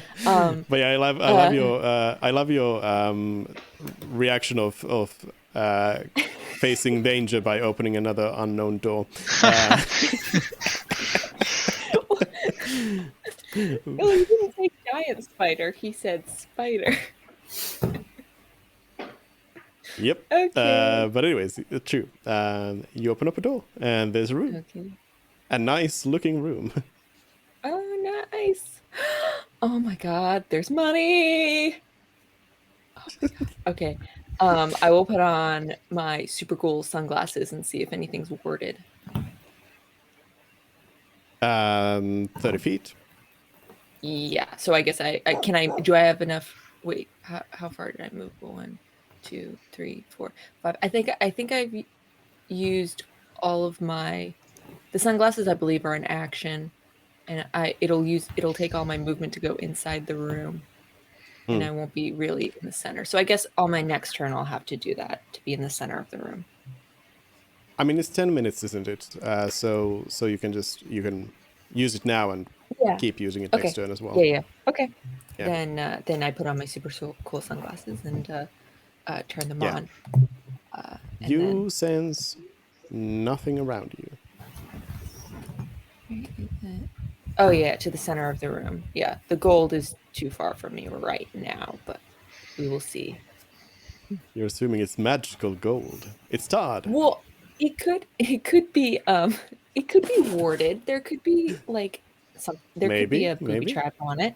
Okay, Maybe. so then Todd, I guess, I don't need Todd. I'll tell Todd to go with them. So Todd will go 1, 2, 3, 4, 5, Don't need 6. Todd. I don't need Todd right now. This is just a bedroom. Todd will go and Todd will go with the spider crew. And then Todd will also dash. Because why not? 1, 2, 3, 4, 5, 6. Okay, Todd's up there now. All right. Great. 1, 2, 3, 4, 5, 6. So just out of the way. And then I'm going to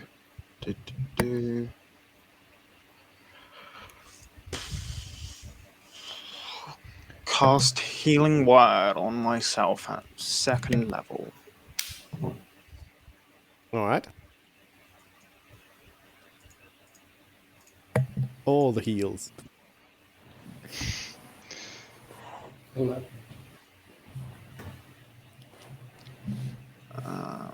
So how much is that then? 11. So it's adding the 2. Okay.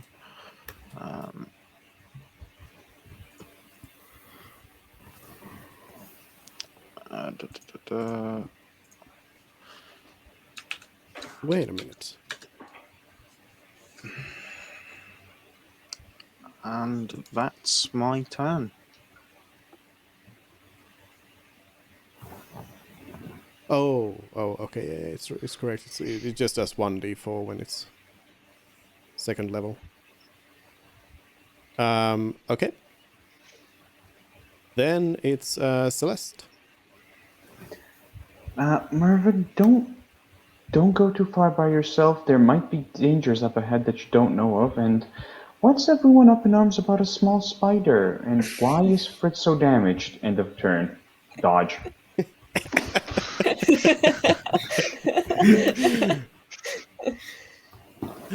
Mort. Did somebody say money? Money. Enter.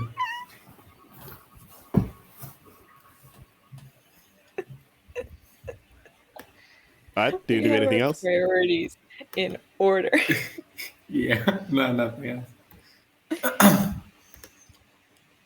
Does it?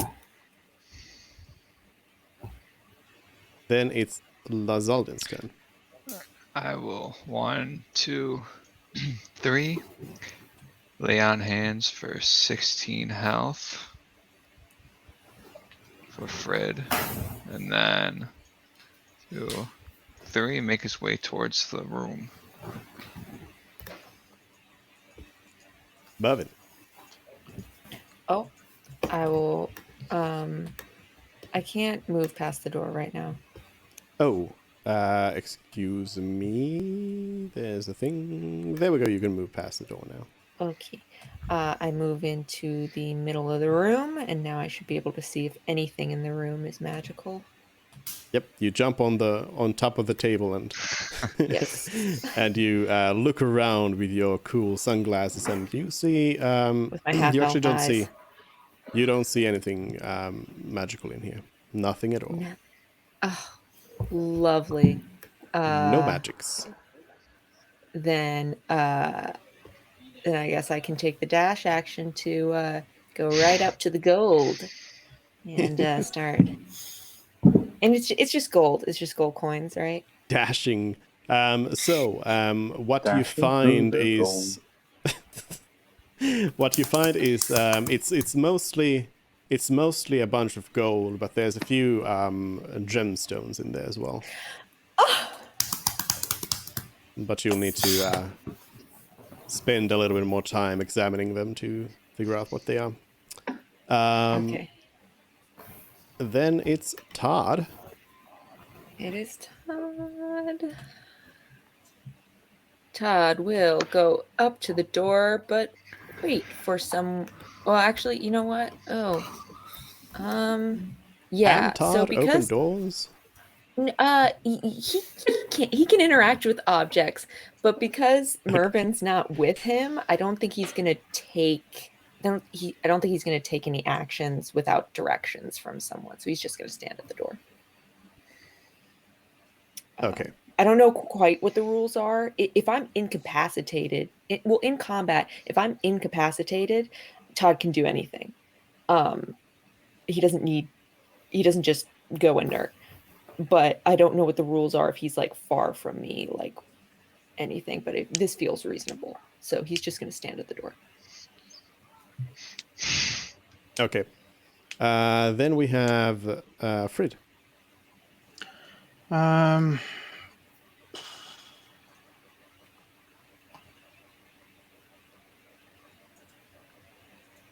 I will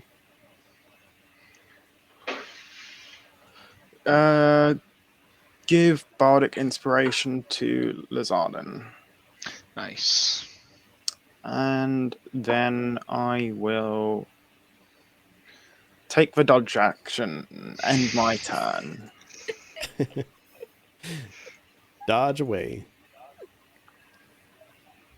Celeste? Celeste will run up to Frid. So 1, 2, 3, 4, 5, 6. 1, 2, 3, 4, 5, 6, and 2 more. And we'll go. Frid, what's wrong? What happened? Oh, there was a spider. I tried to get it, but I ended up falling over. Nothing to worry about. Inside check.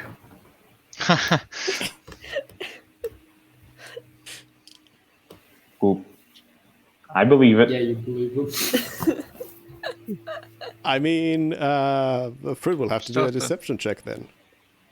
Okay. I don't It has think to he can beat fail 7, that. right? Oh, Oh, It's real close. But that was with a roll of 2, so yeah. both of them got 2. Frid is unable to lose at that. Just be happy it's not perception or persuasion. Yeah. Then we have Or Mort. performance, rather. Persuasion. Money. I'm just gonna sit here and then start explaining my retirement plans to Marvin. All right. Lazaldin. move the 1, 2, actually 3. As I'm passing Todd when he's standing still, I'll bump with my shield. So come on, and open the door. Get over here, robot. So you open the door. No spider. Oh. You do see the ropes there on the floor though. But you see no spider. Okay, then I'll use my action to dash. Middle of the room and just take a quick look around. What are you looking for specifically? Oh no, just spiders, like just For signs spiders. or anything. Yeah, Give me a, not give me like a perception check. It's more of a okay, where's the threat, rather than It really was just one small spider, and I'm really, really just that bad at combat. All right. You don't see. You do not see any spiders around. You only see kobold corpses. Maybe Four dead maybe the zombie kobolds, fumes yeah. cause hallucinations. And yeah. that's not only is that the end of Lazaldin's turn, but that is also the end of today's session. we will leave it as a cliffhanger here. We will actually leave kind of mid-combat in, well, nobody's fighting right now, but we'll leave it at a cliffhanger. Where's the spider? So It's gonna attack Morton. It's crawled over into The whole system. oh, it's got its own spider tunnels. But yes, that's where we're gonna leave it today. We'll continue on from here next time. So thank you for joining in and fighting Dr. Plague and going against Dr. Plague's lair here. I guess I'll tell you one quick bit about your main quest here with little Timmy, so we don't leave on a complete cliffhanger. Lee Cat was raiding the stream. In that you're not gonna find little Timmy. You're not gonna find a recognizable corpse of little Timmy. Did he become the weird monster mishmash? Well, He also could have been eaten I by think the a- spider. bunch of people probably got Lee Cat let us to hype. be a part of Lee Cat love. part of that. Lee Cat let us hype. So let us but yes, patch raid. Lee that's Cat it. let us hype. Thanks. Lee Cat love. Lee Cat let us Hold on. hype. Twitch chat is going crazy here. Yeah, that's the How dare That's- you murder little Timmy? that's that's the end. We won't leave it at a cliffhanger about little Timmy. Little Timmy's dead. Sorry, but is the spider dead? Who knows? Anyways, we'll continue on from here next time, as well as wherever you happen to head off next. Perhaps some more dwarven adventures. Who knows? Or maybe you'll go and talk to the ranger whose name you learned just by running back to them. But yeah, that's it. Thanks, and see you next time. See ya. Bye-bye. Bye.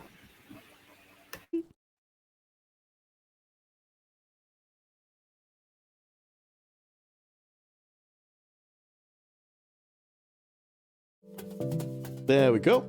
Well, also, I guess hello, Twitch. Hello, Raiders. You raided in at the end of the stream. So you're going to be joining the raid train, I suppose. But thanks, Likara, for jumping in here. Let's do a quick shout out to Likara before we go here. And let's see where we can go.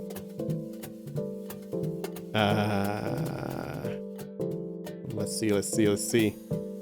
Oh, you were playing Super Seducer again. Oh no. Well, what's the Super Seducer adjacent game that somebody's playing?